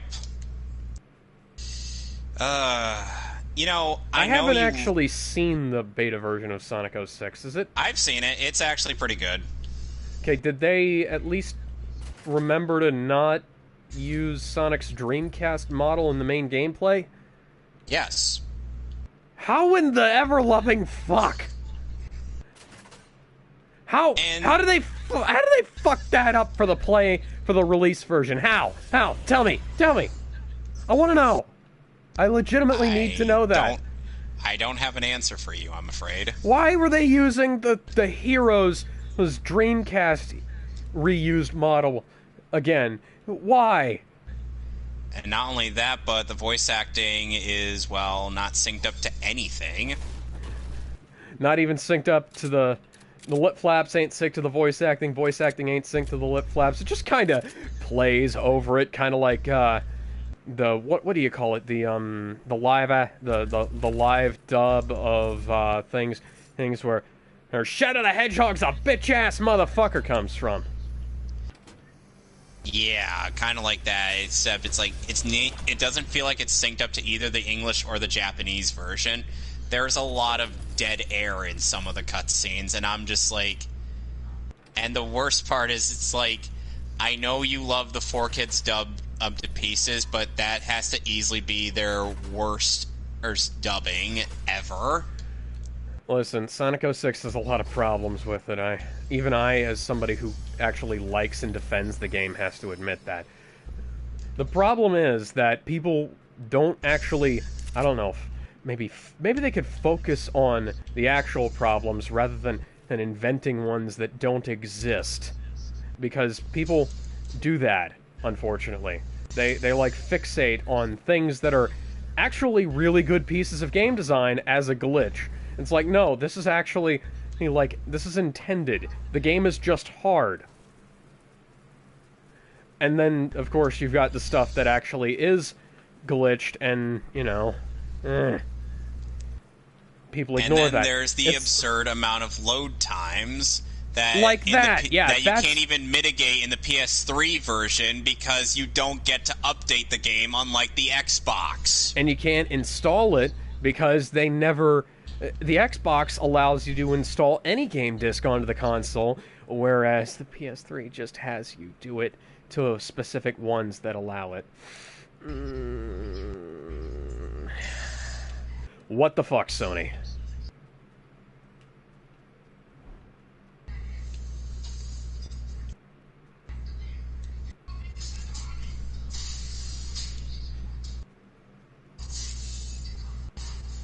Excuse me, I was supposed to have invincibility frames.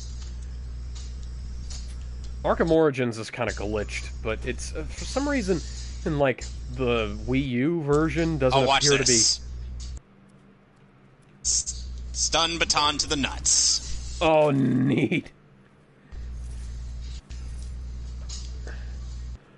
I've heard Arkham Origins is really glitchy. I didn't run into quite as many glitches as some people did, because the Wii U version is apparently not as glitched as... Oh, and did you know that there's a glitch that you could do in Arkham Origins to make everybody's head super huge?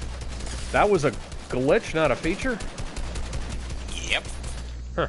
Interesting. Oh, and since Batman has like those huge hands thanks to the shock gloves, you're playing DK mode. Oh, GoldenEye.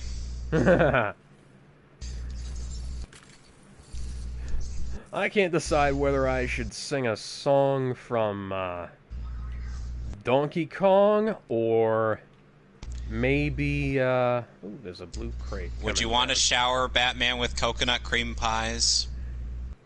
Oh my fucking god. You said you weren't sure about singing a song from Donkey Kong.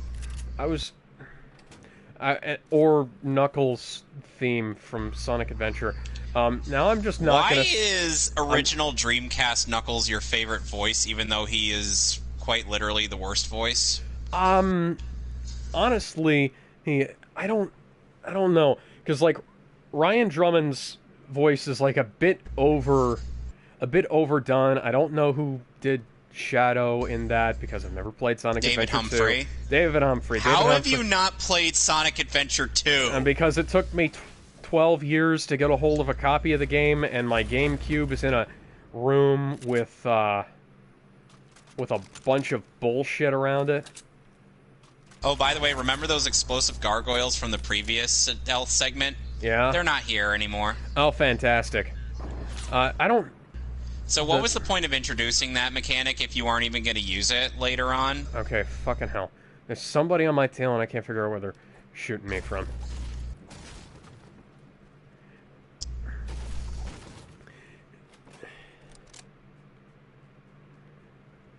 Let's see. The thing is that, like, I kind of like the original Eggman voice in that. Dean Bristow? Yeah, Dean Bristow. Rest in peace. Yeah. Tails is really fucking irritating. I mean, we had three Tails voice actors in one dubbing group. Yeah. That was because they actually got like preteen boys to do it, and then they aged out. It's like, could you... two brothers to do it. Could you maybe not have just found somebody who could do that themselves, you know? And then we got Amy Palin, who doesn't even sound remotely boyish in the slightest. In the 4Kids dub, she is easily the worst. Purple. And then there's purple. And then at least Kate Higgins could sound like a boy. She's fantastic as Tails. Now, if I had to pick somebody to play Tails, it'd have to be somebody who... Fucking hell. I stopped to drink a potion and I got fucking killed. By a guy in a Christmas tree ghillie suit. Only in Fortnite. Like, But- as we're having this discussion, suddenly Fortnite comes up in that, and you turn to Fat Thor talking to a new Master 69. Yeah. So, how swole are we talking? Would it be so swole he'd be mistaken for a JoJo character? Yes. Literally, yes. Whee! Thank you, timer. That was very fucking helpful. I had a timer set to remind me about some eBay stuff, and it didn't pop up until after the eBay stuff had ended.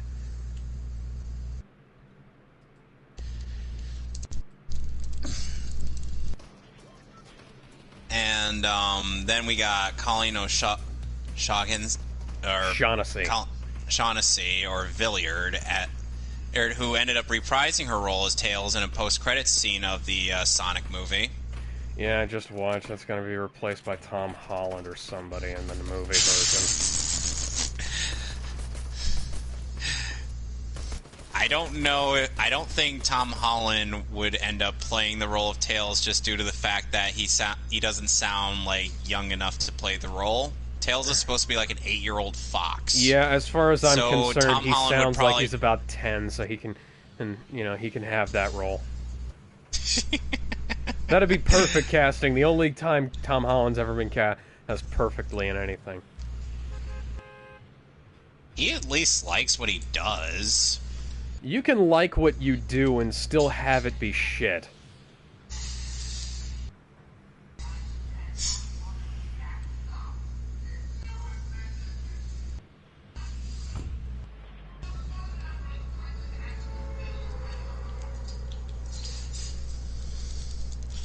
Unfortunately, then, Tom Holland and Chris Pratt, at as wholesome as they were, could not make Onward a good movie. Well, that movie had... Did you see... I think I posted the animation clip from it. Did you see the animation of the gay troll character? No. That is some of the most uncanny valley shit I've ever seen in a Pixar movie in my entire goddamn life. They took a hard L on that one. Oh, yeah, they released it at a horrible time. And meanwhile, the Sonic movie and My Hero Academia movie ended up taking a huge W for that on that one. Yeah. How on earth? It's an anime movie about superhero punching Johnny Young Bosch in the face. Because Johnny Young Bosch is the bad guy in that movie, and he, of course, is magnificent as ever. And of course, there's still special mention to Clifford Chapin as Bakugo.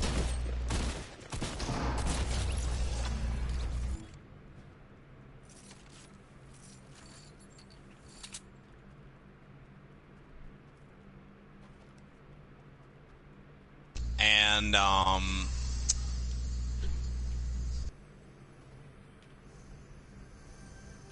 yeah, we got to get back to that plot.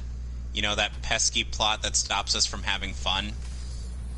That's never a good thing in a game. I say that as a joke. No, I'm just saying, in reality, it's never a good thing to have a plot that takes away from the fun of the game.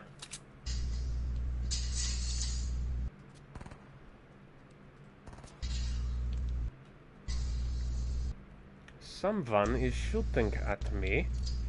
There is the someone, I believe. Fun is not something one has when trying to bring balance. But this does put a smile on my face.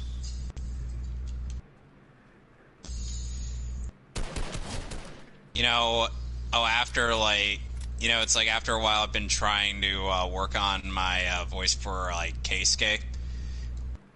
But it's just like, I'm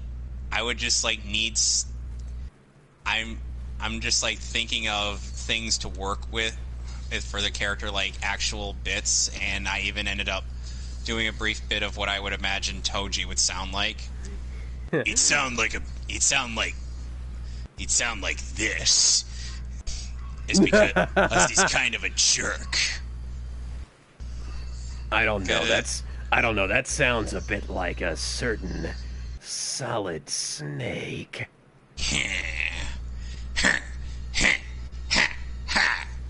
Colonel. You know, Lord Quadros actually did provide some voice work for not only ATFS but also he provided work for this abridged group called Renegamers who did a Final Fantasy VII abridged series way before Machine Abridged was a thing. Did they not cast somebody who sounds like Jason Briner as Justin Briner? Justin Briner. Yeah, whatever the fuck No, his they name had is. someone a lot snarkier as Cloud. Oh, somebody who actually sounds like Cloud Strife should. Yes.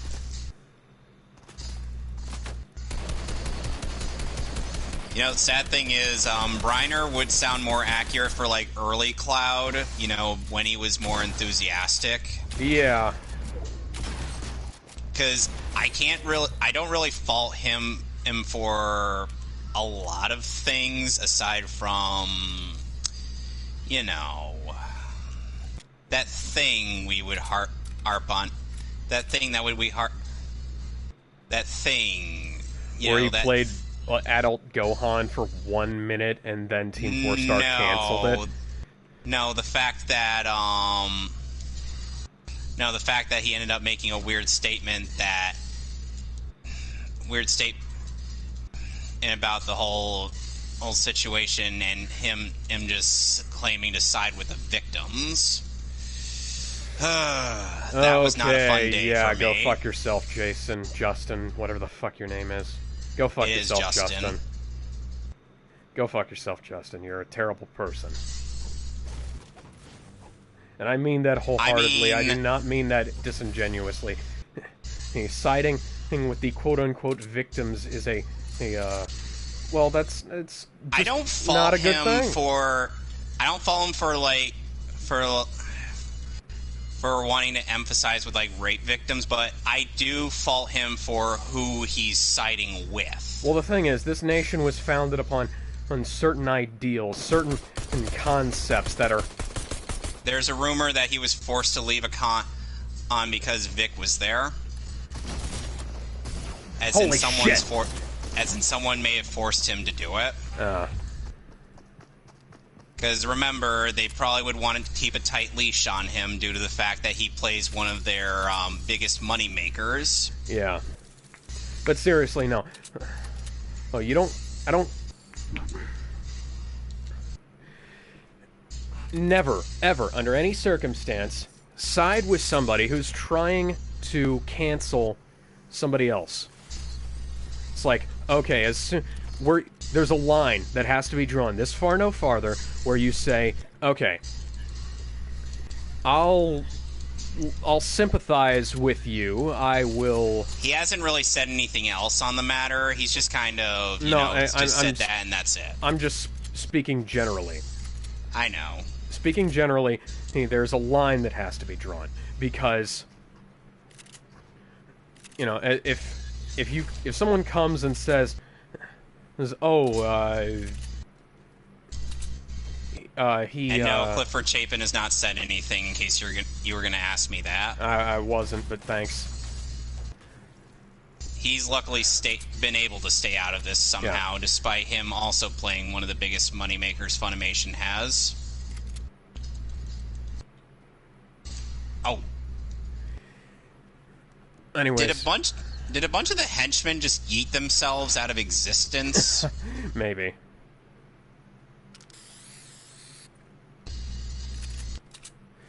Anyways, Oh god, no. Oh, thank god.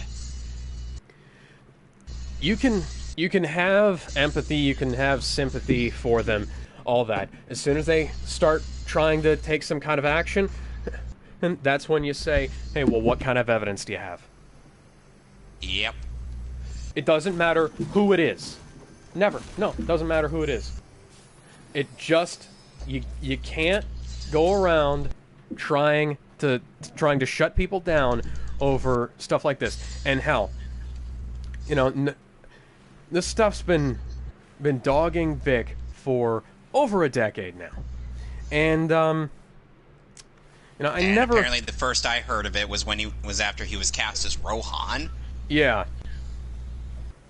It came up every single time, and the man got a role every single goddamn time. It came up with Crow. It came up with Rohan. Came up with all kinds of stuff, and you know, they assumed that the Japanese their excuse for not trying to recast him in Dragon Ball Super Broly was supposedly because the Japanese version, quote unquote, recasted him, even though it was the same guy. Yeah, lie. It's been Ben Shimada since Broly the Legendary Super Saiyan came out, and it's always been Ben Shimada.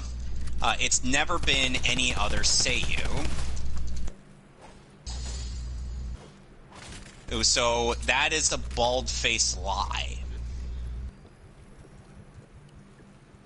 And then there's, of course, like, and apparently Chris Sabat ended up saying, like,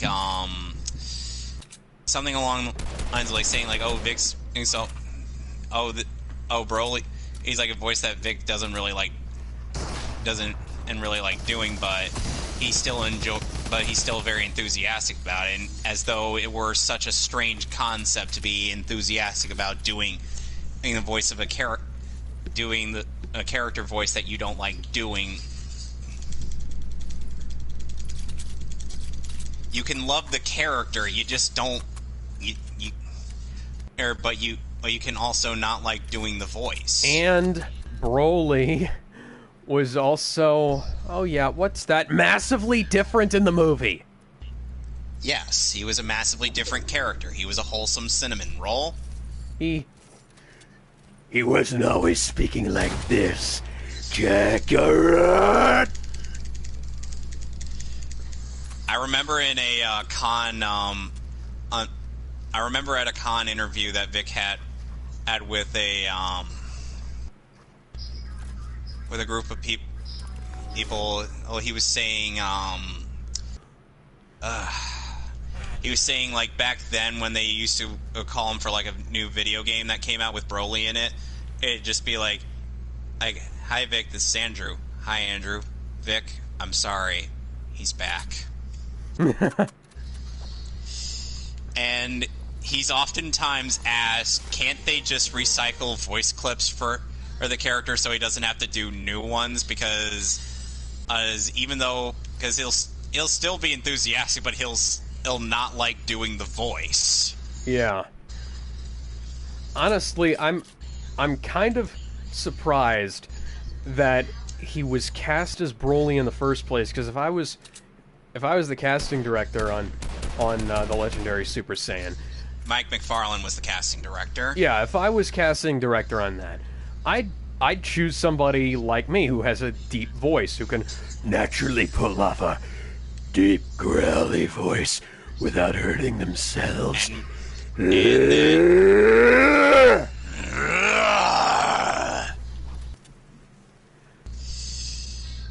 I've often incited the fact that since I've been able to hold like a deep voice for quite a long time, it's just god damn it, friggin' snipers, come here. The sniper. So as I was saying, it's like I've often like said if I'd ever become a voice actor, just us at first was thinking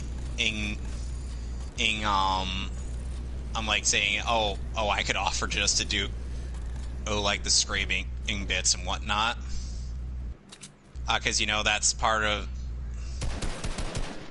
Oh, I would love to get to you, Ivy. It's just that these friggin' snipers are in the way, and they kind of ruin everything. Poosh. Stop building shit. Just, you've got a minigun, shoot the guy! That sniper's being very rude. You have almost a half dozen golden weapons. What the fuck are you doing? Stop building shit and shoot the guy! Now he's got the... Does he have the Satsui no Hado? Okay, now she's got like 4 golden weapons. And 1 orange weapon, too. That's strange. Look, and building shit got you killed. Oh, what a surprise. So... I'm commentating on something entirely different to you. I know. Sorry. So anyway, it's like... You know, the thing is like... It's like all Justin really did was just like, I say that one thing and then did nothing else. That's decent, I guess. I mean, if you can shut the fuck up after making a stupid statement like that, that's... I'm like, liking things is at most harmless. If he said anything further, then that would be problematic. Yeah.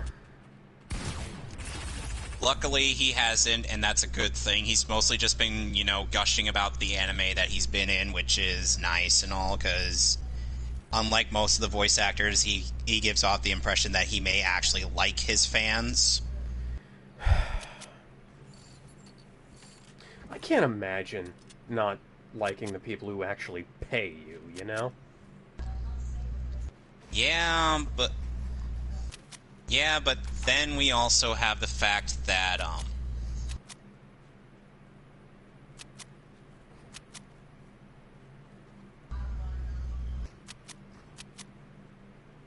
The fact that what? It's interesting. It's like, I have to wonder, why is it that it's like most of these people seem to think that they're allowed to treat their fans like hot garbage. I don't know. Because I get the impression that their egos have only gotten this big, have gotten too big for their own good. Yeah, and you remember what Sabbath used to sound like before, or he got his natural-sounding deep voice? Kind of. He used to have a high-pitched voice, trying to emphasize Brian Drummond because of the fact that they had to continue dubbing after the Ocean dub was finished. Nowadays, his voice sounds more like this.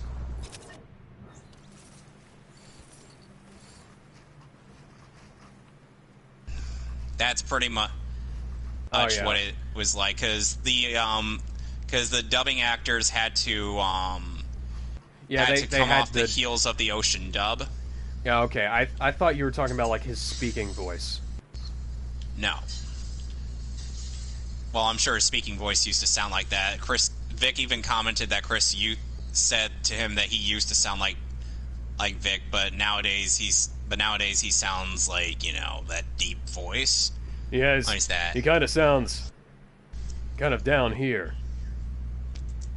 He sounds like my vocal range, which is around tenor or baritone.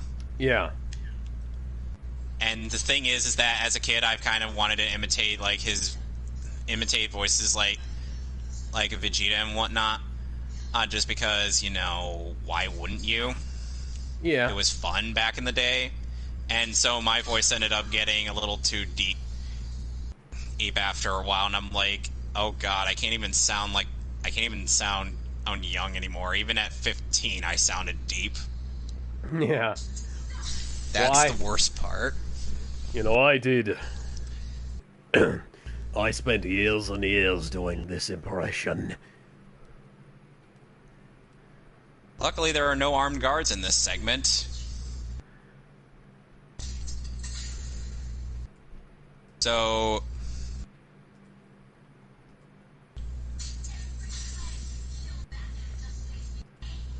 that's cute, Ivy. Tell me more about your houseplants, and I'm here to bring the plant killer. Tell me more about your houseplants. I'm done talking about houseplants. Tell me more about Weed Killer.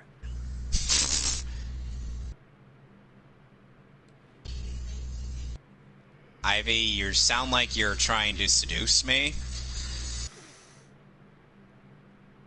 And considering how Miss Isley, sultry... you're trying to seduce me. And you're not... And at the very least, you're not acting as out of character as Uma Thurman's intro with Ivy did. Oh, God. Like, she ends up burning a whole place full of plant ants after she's become Poison Ivy, which makes no sense for her character.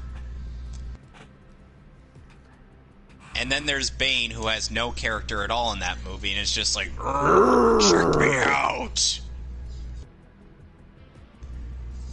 Yes, I am the Batman.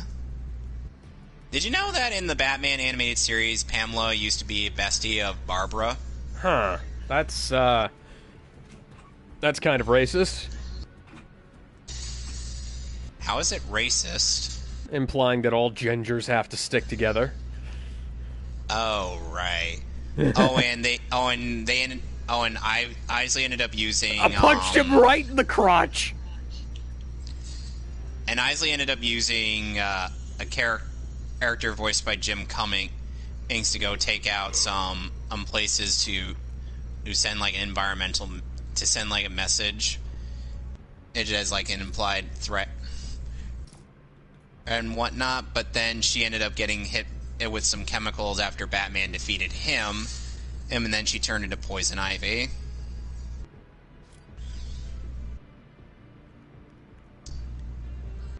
And then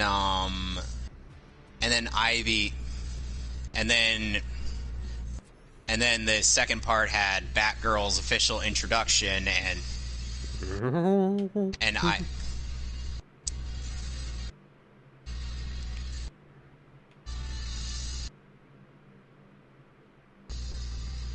I've seen enough hentai to know where this is going. I knew one of us was going to say it. I didn't know which one. I could cause chip damage to the thing with the batarangs.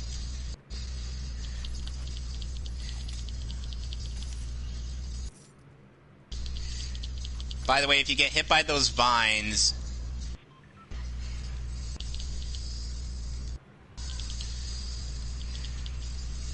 She's bordering on orgasm when she takes damage.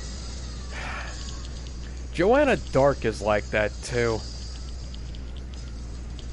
Who? The protagonist of Perfect Dark.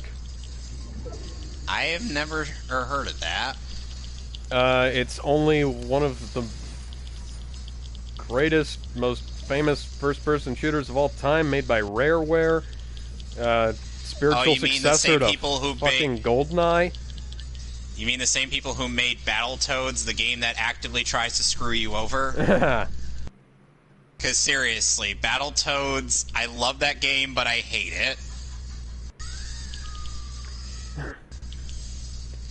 I have beaten it, but the only way I was able to was through an Infinite Lives cheat code that I placed on my emulator. Yeah, that's probably for the best. Too bad, bitch.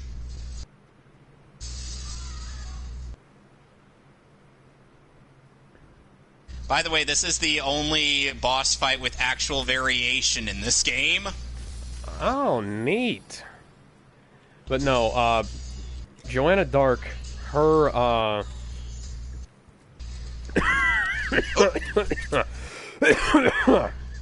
her voice actress makes like these really, I don't know, cute noises when she's getting shot, as opposed to actually sounding like she's hurt. You know, the sad thing is, Vanille from Final Fantasy 13 does that too. Oh my fucking god. And of course, she sounds like an Aussie in the dub. So it sounds weird. And she's a 19-year-old girl. So it sounds weird is what you're trying to tell me. Yes. And the worst part is when she uses her Eidolon on Hecaton on Chair.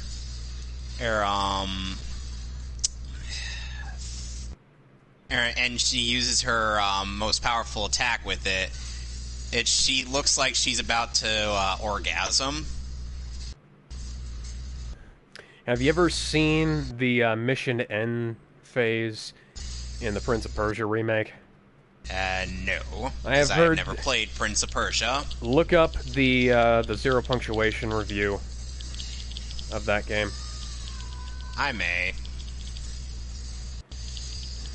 By the way, those vines that grab me and try to choke the life out of me, those things will almost instant kill you on hard mode. Oh, nice. That's why I don't play many games on hard mode. I've beaten this game on hard mode. It is actually pretty difficult. And I've even 100%ed this game on hard mode. Huh. Because I may actually need help.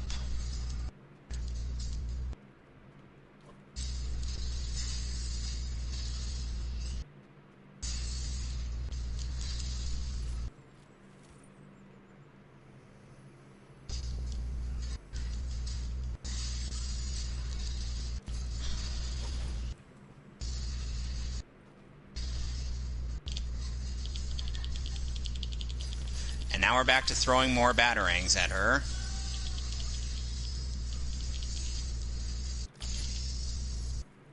And we're done.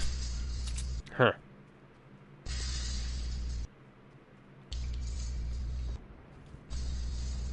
That's the end of this boss fight. Now there's only one thing left to do in this game. Fuck her? No. No, I would not want to stick my dick in Crazy. No, obviously not. Because she would probably brainwash me with her pheromones or kill me with a venom-filled kiss. If she does like she did in the Joel Schumacher movie.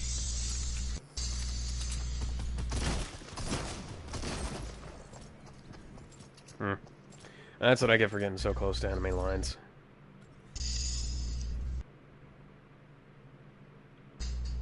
Alright, so now there's only one thing left to do. Clean up.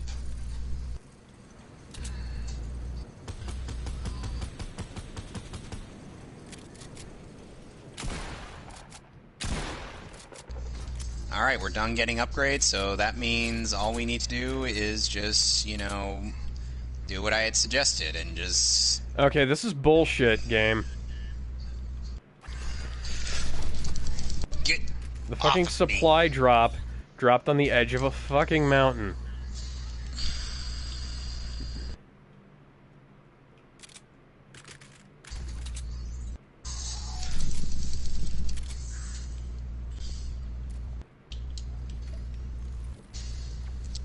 Okay, so the only differences between hard mode and normal mode in this game...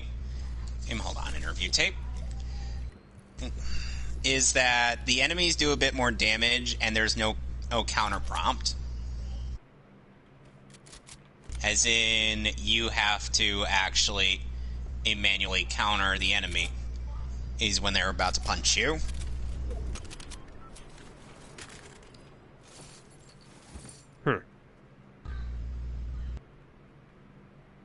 And this is the only game where Harley's original voice actress, Arlene Sorkin, is in. The rest of the games is pretty much Tara Strong. Yeah, Tara Strong does a pretty damn good job. She's like the only one who actually still sounds like the character, I'd say.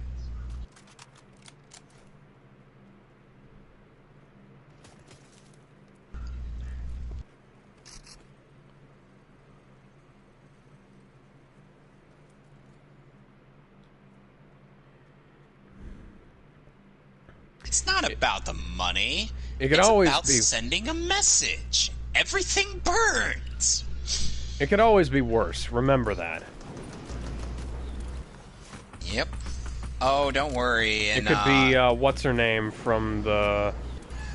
Oh, come on! How did you even get in here? The other girl from the Big Bang Theory.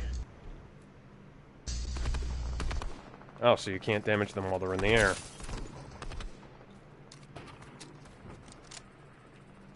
Simple. It was right in front of me, dumbass.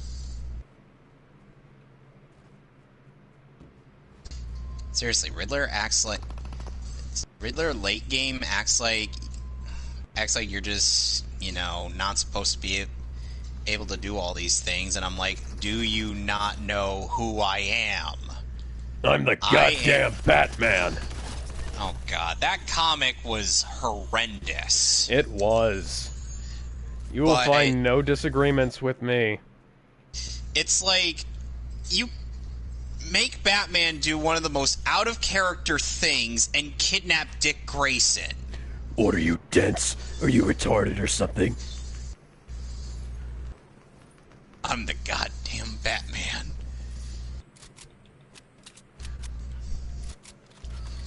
Okay, thoughts on Will Arnett as Batman from the Lego Movie? Could be worse. I thought he was funny. I know, he was fine. And they got Ray Fiennes as Alfred in that movie. Yeah, but they also got Zach Galifianakis as the fucking Joker.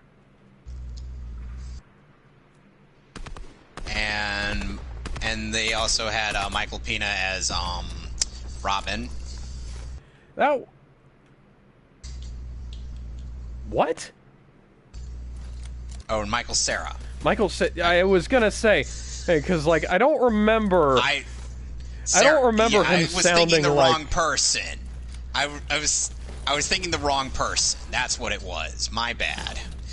Michael Cera as Robin, and honestly, it's one of the funniest castings I've ever seen. Yeah, Michael Cera's Robin was fantastic, but I was gonna say Michael Pena.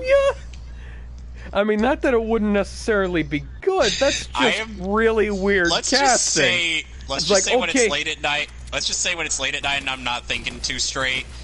I end up making a lot of shit up. Okay, Batman. So I got the shark repellent bat spray. You see, and I talked to a guy who knows a guy. I can't do Michael Pena's voice, but that's as good as I can get. He's that friggin' Ant-Man the guy from Ant-Man. He's the best. He's Luis. Oh god, those movies are hilarious. But then again, that's mostly due to Paul Rudd. Yeah. Now a loading screen. Why? I don't friggin' know. So, yeah, we're gonna be doing some cleanup, and then we're gonna go fight the Joker. Because what else would I be doing right now? Oh come on! Right. I was never able to shoot anybody out of thin air like that. You know, the weird thing is like... It's like of all the things that the English dub of My Hero Academia has gotten supposed flack for, it's supposedly the way they pronounce Izuku's name. It's pronounced in the Japanese version. It's pronounced Izuku Midoriya, whereas the dub pronounces it Izuku Midoriya.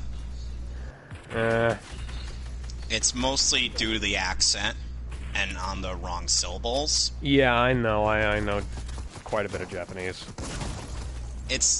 And I'm like, what do you want us who are American in voice talent to do about that? I mean, I'd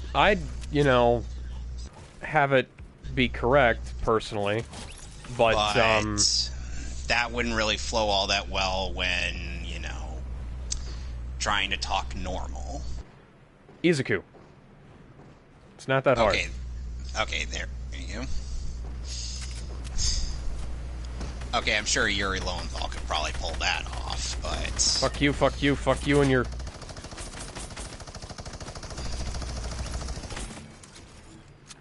Because consider the fact that he's able to flawlessly pronounce Tengen Toppa Gurren Lagann. Yep.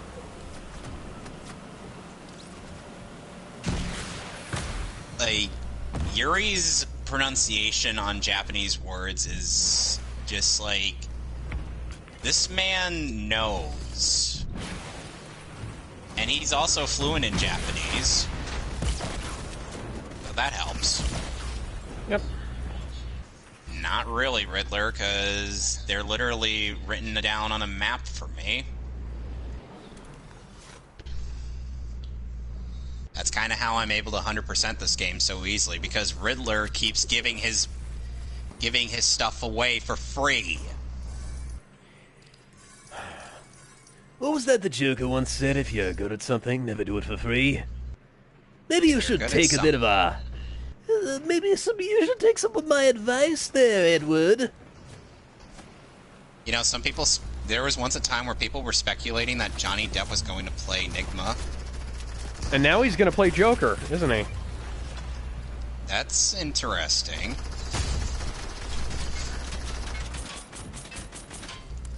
Any thoughts of him as, him when he was cast as Mad Hatter in Alice in Wonderland? Interesting. I haven't seen those movies, but I heard they were kinda fucking weird. Crap. They're crap. It's like they tried to make Alice in Wonderland seem reasonable and logical. You can't do that. You really can't. And this is coming from the director of some of the most illogical films out there. Friggin' Edward Scissorhands. How do you make sense of a guy who made Edward Scissorhands? That's a good question.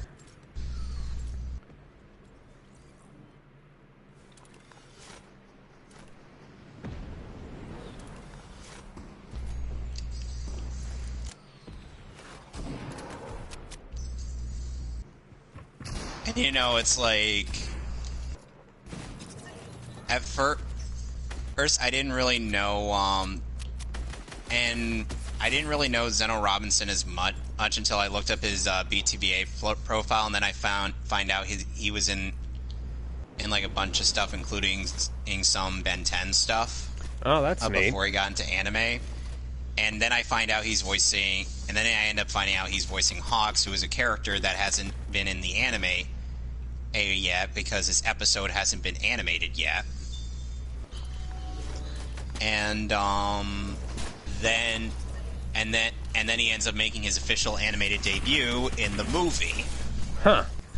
And he ends up being an interesting character in the movie, even though he only makes a few appearances. It's like he's that ensemble dark horse. And he's made quite an impression on people. Seriously, the manga is amazing. You need to give it a read.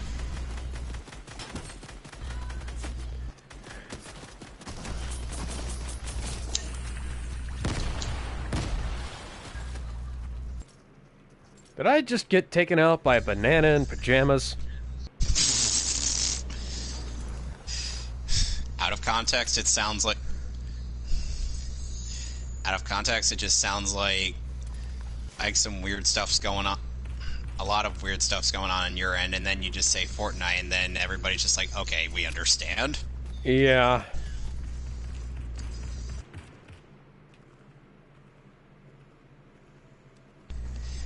And you know, some people lampshade how slow the beginning of the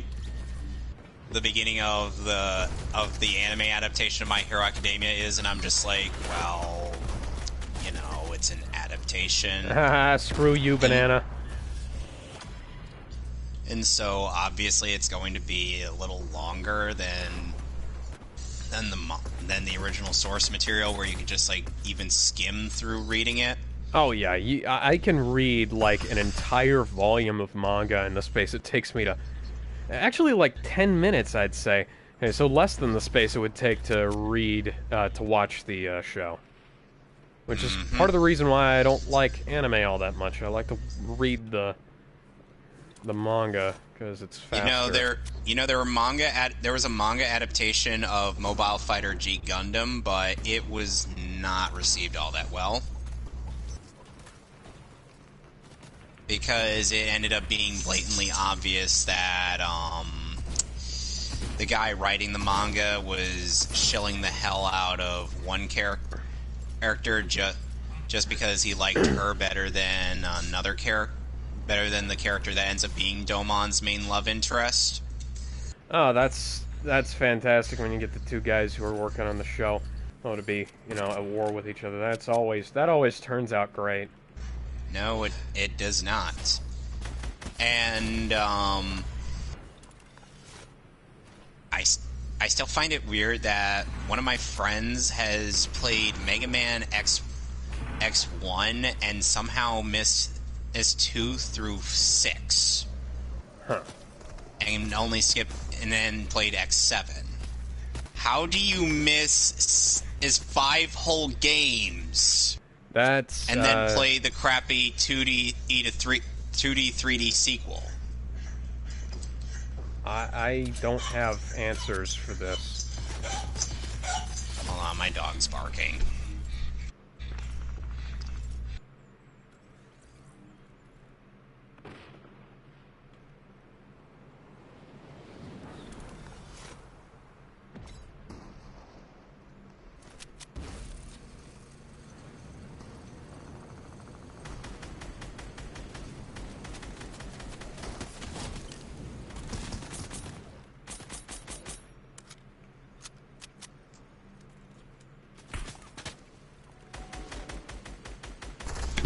I swear, it's like whenever my dog needs something now, she just barks at me. Subject too small, my ass.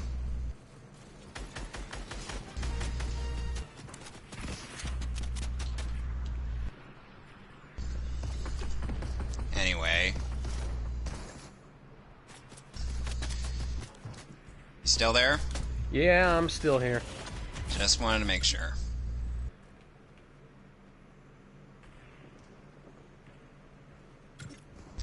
So,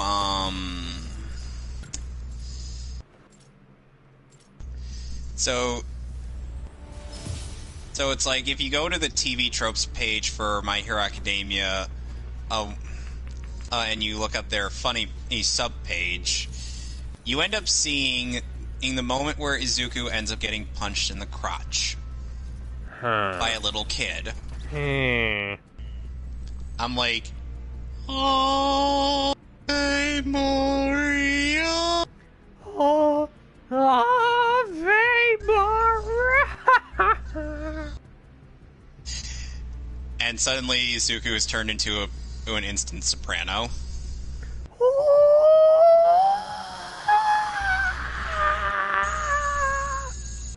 And that's it for the Riddler challenges and intensive treatment. Now to go into the sewer, since that's right next to us.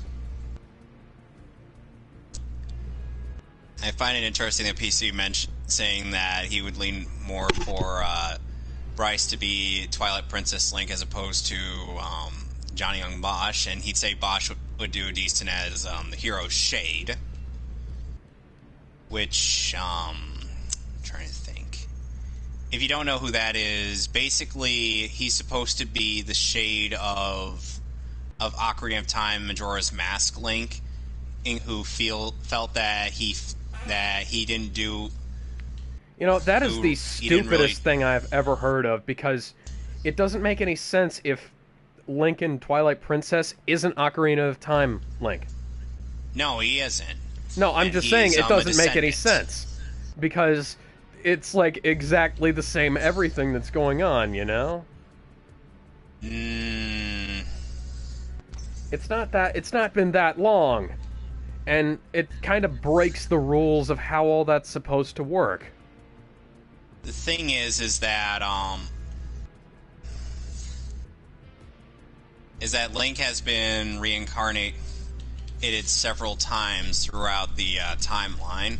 It's supposed to be a never-ending cycle between him, the goddess Hylia, who is Zelda. Yeah, I know that. That's the problem. You're not supposed to be able to meet your previous reincarnations. But the hero's shade is a ghost. That shouldn't work, because his spirit should be in Link. But apparently... And the thing is that, sadly... to make sense of a lot of things. I subscribe to like Gamer Thumb's attempts at explaining the timelines of most games, because they actually do it really well. Yeah. What I do is I tell the Nintendo official timeline to go fuck itself, because that doesn't make any sense. Oh right, I forgot I still had one upgrade to get, the inverted takedown. Which I never used. And I never will use. Yeah. Hold on 1 sec. I actually use that quite a bit in Arkham Origins.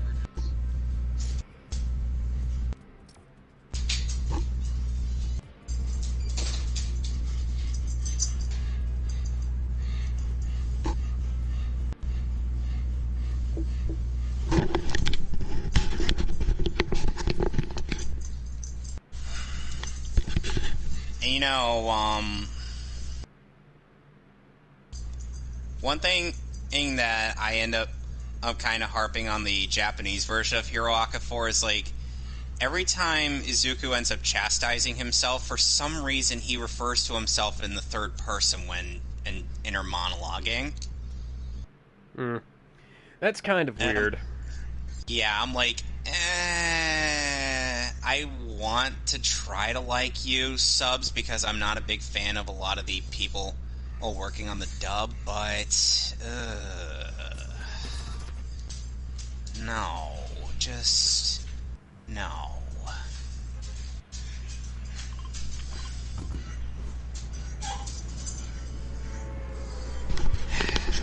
What do you want now?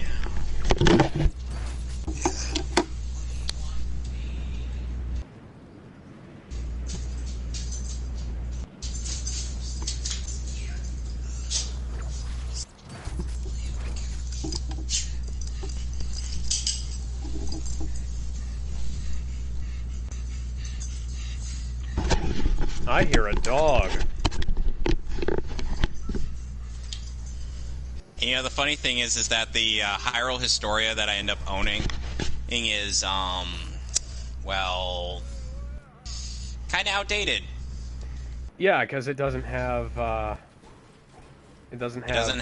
what, 3 games in it? Yeah, 3. Yeah, those games and the second Breath of the Wild game.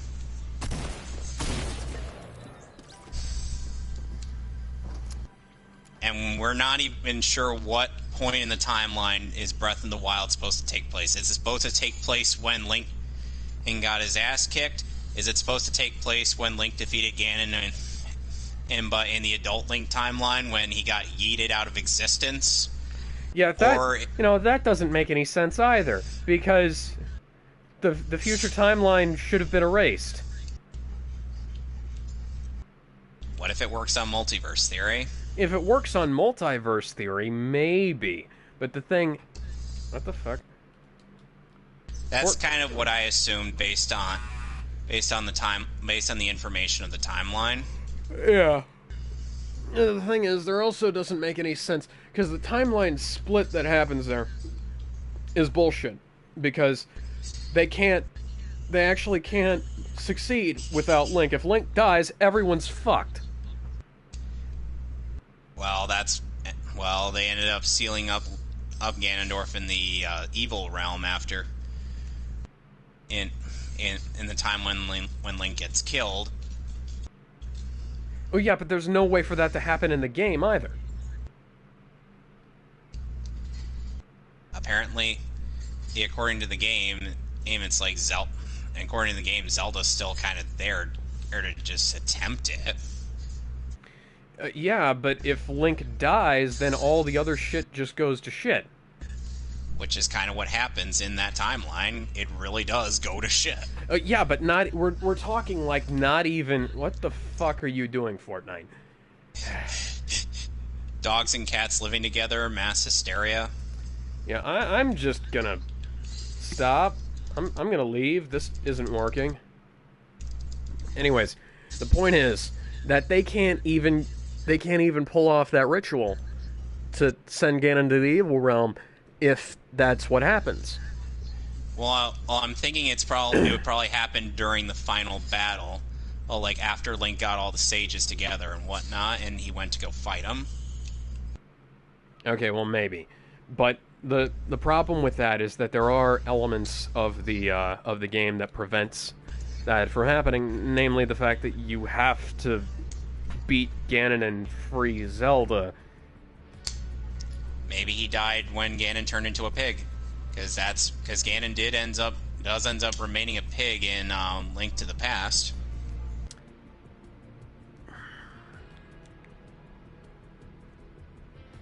Yeah, but then what? Does Zelda pick up the Master Sword and whack him with it so that they can do the sealing ritual? That'd be an interesting image to see, since Zelda did pick up the Master Sword in Wind Waker to give it to Link.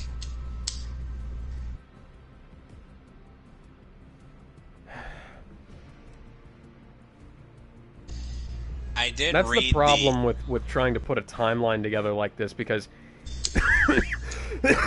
the game doesn't have a condition for that. So there was no hint that that was even a possibility.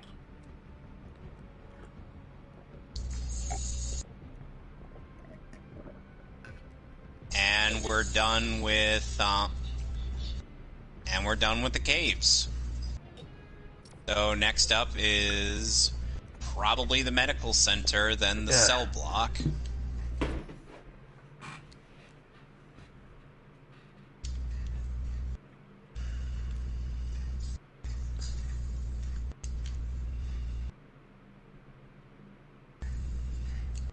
You know what was interesting to see when I went to go see the movie premiere? What? Crispin Freeman. Hmm?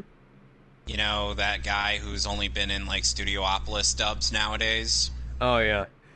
Crispin Freeman, also known as the English voice of Alucard, and the one that's not named quite as much. Yes, indeed.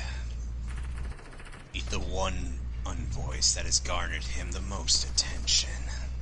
Releasing control art restriction systems. 3, 2, 1. And Crispin Freeman also provided the voice, the English dub voice of Kirei Kotomine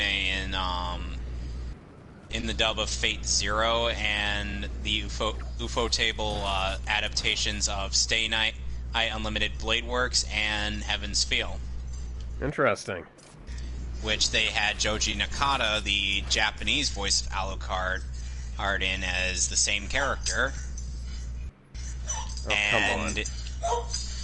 And in the abridged series called Fate Zero, they had Curtis Arnott voice Kirei Kotomine, making 3 characters that Crispin Freeman has voiced in the dub that Curtis has lent his voice to.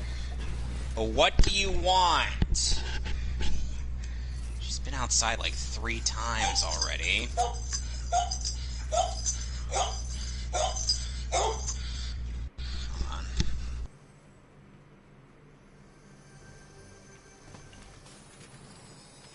I feel it's kind of unfair for me getting an elimination when a guy gets knocked off the side of a lighthouse.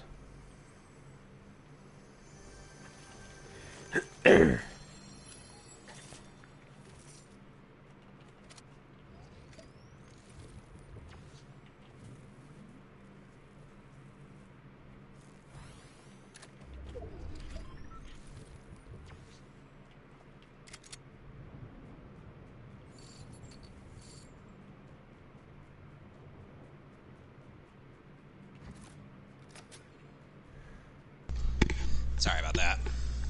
I was just saying, I think it's kind of unfair that I got the elimination count when the guy fell off the side of a lighthouse. He didn't fall off the side of the lighthouse just because I whacked him with my pickaxe. He just kind of fell off the side of the lighthouse.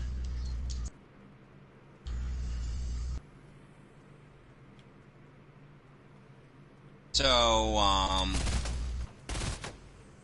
and it would be fun to just like if you were to get your hands on the My Hero Academia manga, just like post like screen caps of it, and I just and you could ask me any questions about it. And normally I just read through stuff. I was just offering as a suggestion. Yeah, I don't. It's not that I don't appreciate it. It's just that, like I said, normally I just read through stuff. That's all right. So currently, it's like we have 23 out of the 26 things currently published in Japan manga volumes available in North America. We're at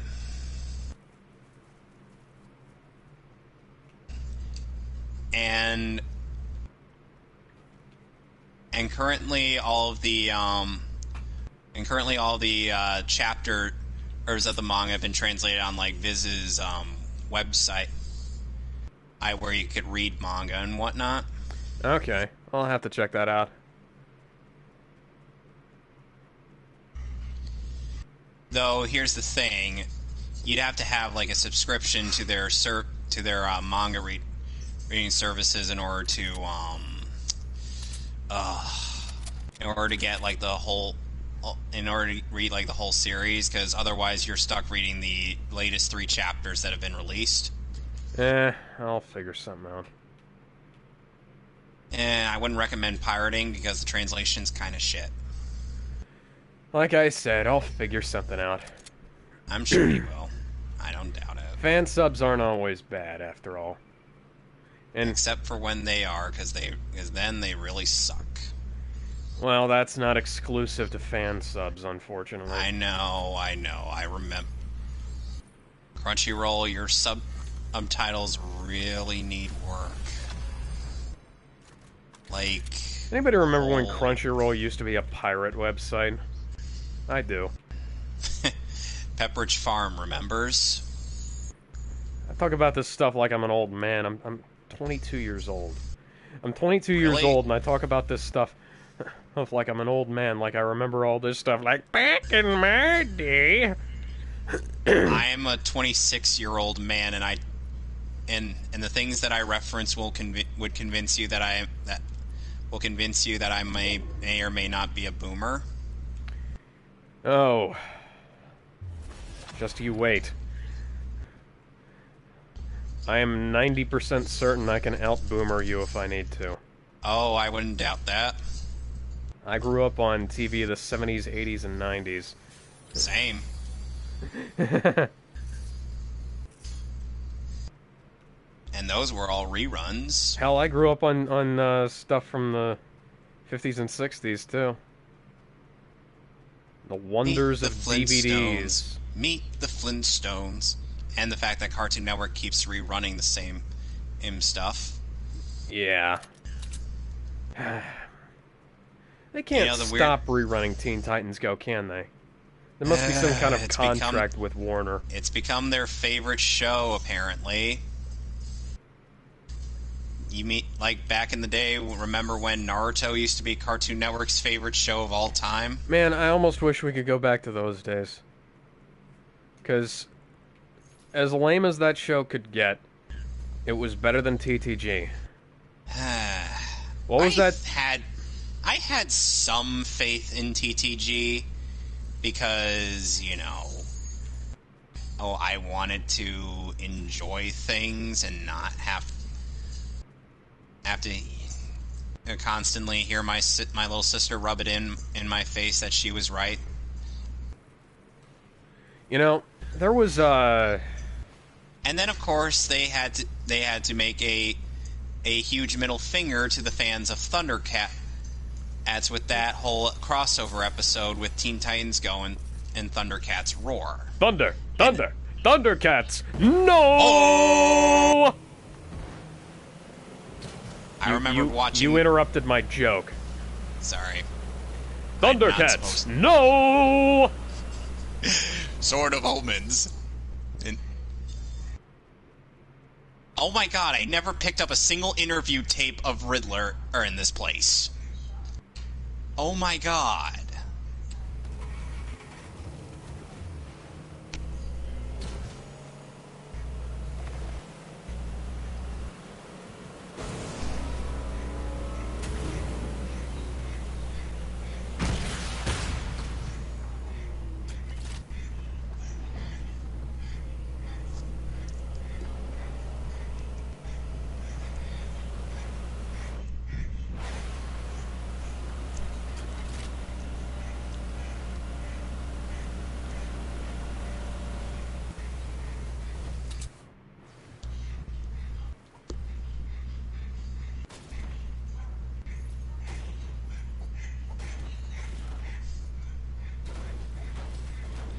Oh dear.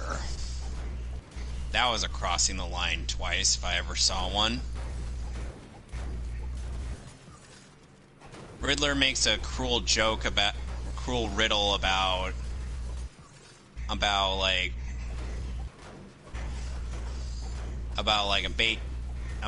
a human, about like what walks on 4 legs, then 2 legs, then finally 3 legs. And then he answers with a baby, and I'm just like, oh my god, Riddler. That's sadly in character for him.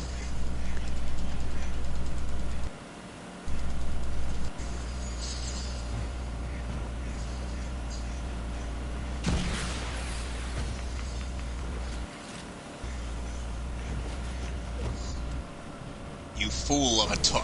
Throw yourself in next time and spare us of your stupidity.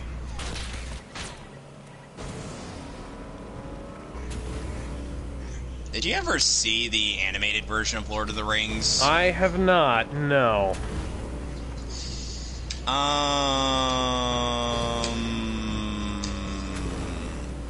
It looks neat for the time, but Rankin Bass, right? no, that's Return of the King. Oh. Oh no, yeah. The Lord of the Rings. There's an animated Lord of the Rings. Yeah, Ralph Bakshi did the first one, and then no, the first 2. He adapted in Fellowship of the Ring and 2 Towers in one movie. Yeah, he did the first movie, and then Rankin Bass did Return of the King, and then somebody else did The Hobbit, and so that's the Lord of the Rings animated trilogy, quote unquote. Oh god, that must have been so confusing. It had to have been. I can't imagine how it wouldn't be. And it's like the Hobbit movies, the live action ones. I'm like, they really stretched things out, didn't they? No, I was expecting it to be done in like 2 movies. I read the whole stinking book too. Oh yeah, I mean 2 movies would have probably been all right. But the thing is that with as many pages as The Hobbit is, you couldn't get away with making it less than 2. It's a 300 to 400 page book. Yeah, and guess how Literally, many? How many? Do you know what that translates to in terms of a script? I don't know. Okay, assume about a minute for each page, and you combine the fact that there's a bunch of stuff that Tolkien skipped over, or with a bunch of stuff that got left out of the book that was later put into Fellowship, that got cut out of the Fellowship movie. You wind up with probably around like 6 or 7 hours of script. And, you know, the Hobbit movies are around 9 hours, which is not Would you cut it out, great, but it's better than the Harry Potter movies got. That's the most respect that any novel adaptation has ever gotten. Yeah, that I'll agree with, at least for the Lord of the Rings films, but not for the Hobbit, because it's like... Well, the Lord of the Rings movies were cut out, had a lot more cut out of them than the Hobbit did. Oh God, that means we're gonna get extended cut. That means we have extended cuts of The Hobbit, don't we? Oh, there are extended cuts of The Hobbit.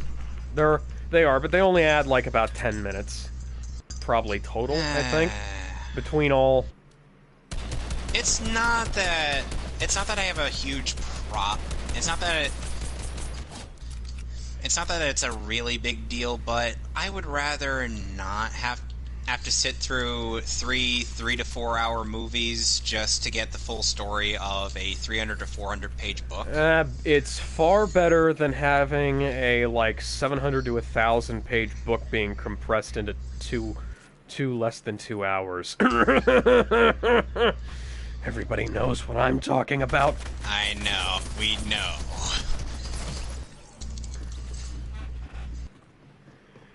Yeah. There is no bigger insult to the art of filmmaking and the art of adapting a novel into a movie than the Order of the Phoenix movie.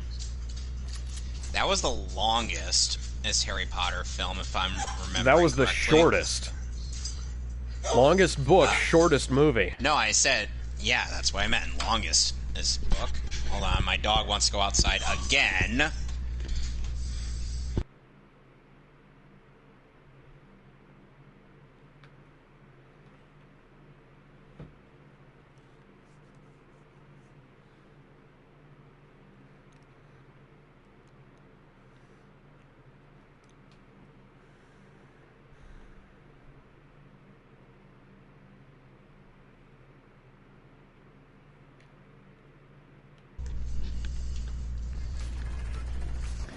There's also this, can you hear me? Oh, yeah. Yeah, I can hear you. Okay. There's also this, like, 10-minute extended scene of it's just Trelawney eating while Dumbledore is giving his speech in that movie. Actually, Why? no, not... Well, it's while Dumbledore and, what's her name? They were giving their little spiel. Pink Toad... urge to murder increasing. I have no idea why. Apparently the director thought that was more important to include than, additional deleted scenes of, I don't know, anything from the book. Like Neville actually getting the screen time that he was supposed to. Neville shouldn't have gotten that screen time. That was fucking Dobby's screen time. Yeah, but the thing is no, I'm talking like the when they visited his parents in the book. Oh, fuck. Oh, God. Oh, right. They cut that. I forgot they cut that out. That is way to hammer out all of the nuance, all of the everything that makes that book good. Movie.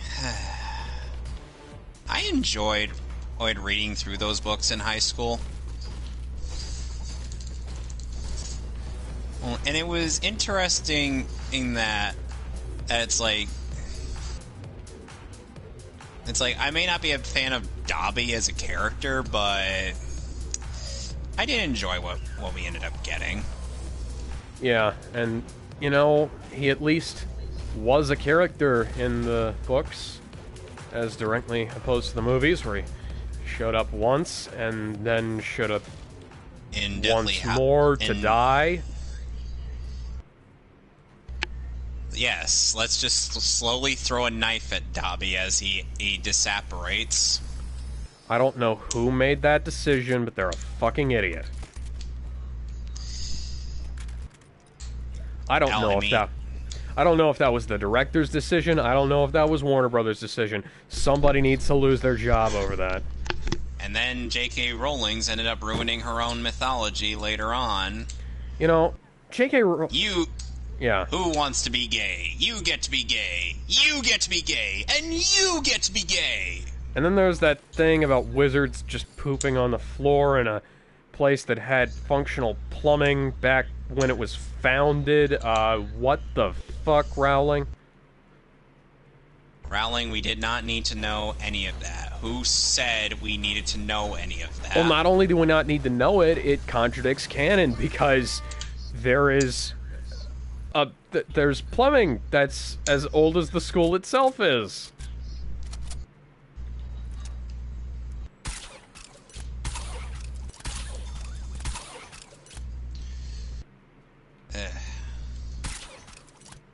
Alright, so next up we gotta go in the surgery room and then in the x-ray room.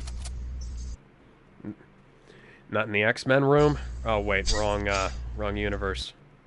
You know, funny enough, it was interesting to have the X-Men in Marvel Ultimate Alliance 3 when people thought it was just going to be like this people in the MCU that were established in the MCU.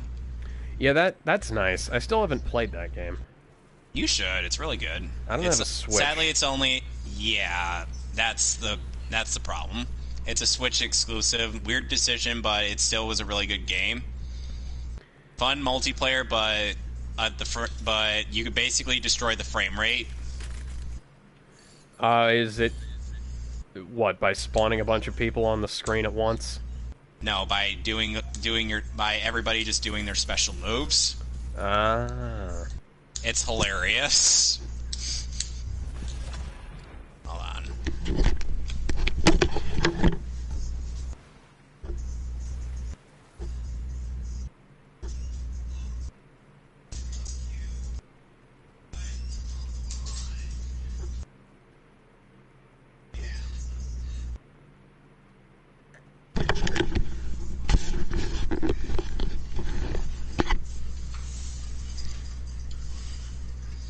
She really, my dog, it's like, I love her so much, but it's like, in her old age, she has gotten very needy. Yeah, my dog's like that. Even my pit bull, who is the neediest thing that ever needed, it is currently just laying on the couch. Oh, she's not wandering about. Oh, she's just sitting there.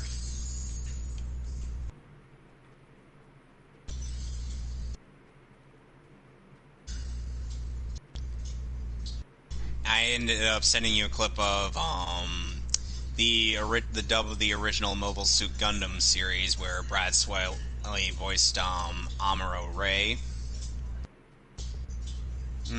I actually found out that I have some Gundam models that I got at a thrift store that are from Char's Counterattack.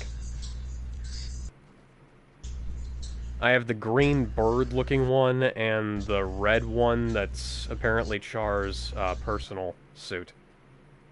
Huh. And to think currently I've been writing a fanfic where Izuku is basically taking the role of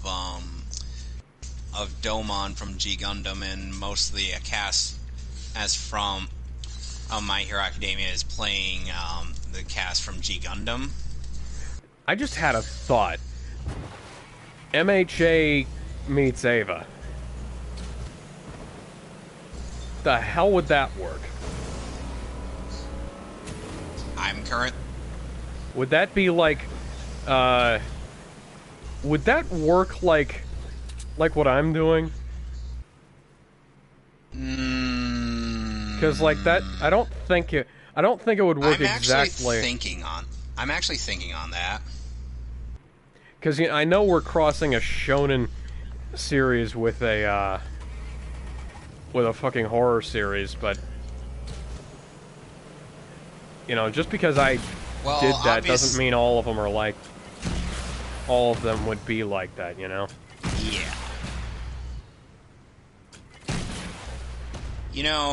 The weird thing is I would still consider, even though Ava does delve into some interesting themes, I would still kind of consider it a shonen, but only by the barest of terms.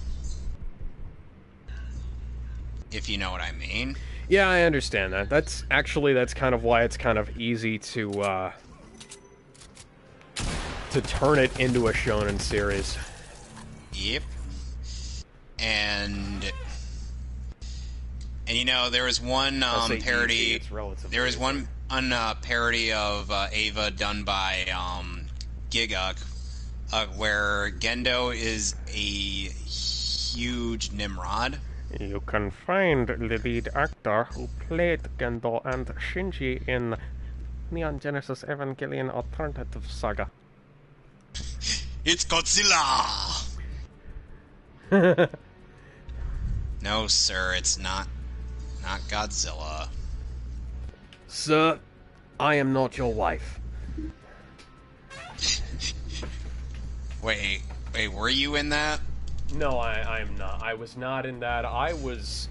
let me find out when Ava Bridged came out. That was Giguk who did that. Yeah, I know. That's what I was referencing.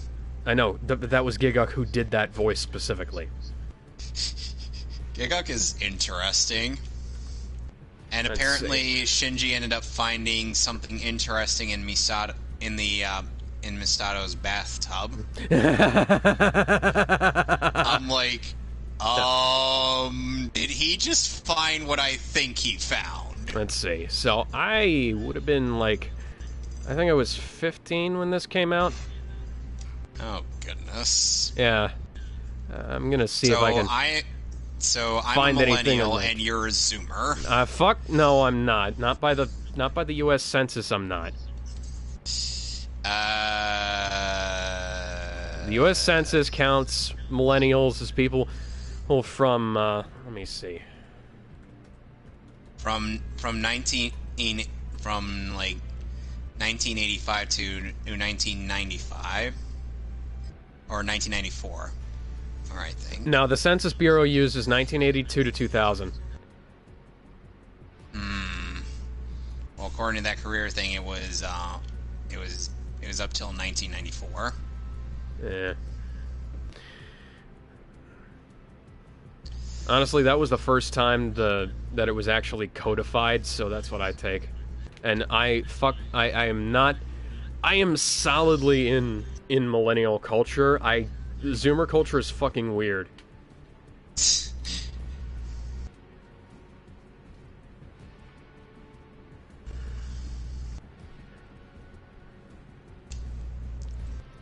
Okay, so we're back in here to pick up an interview tape.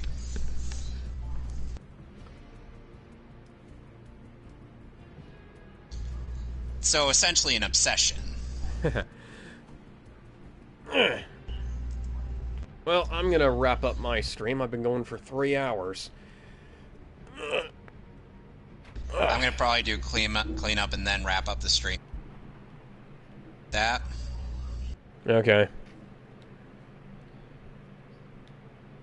Bye, everybody.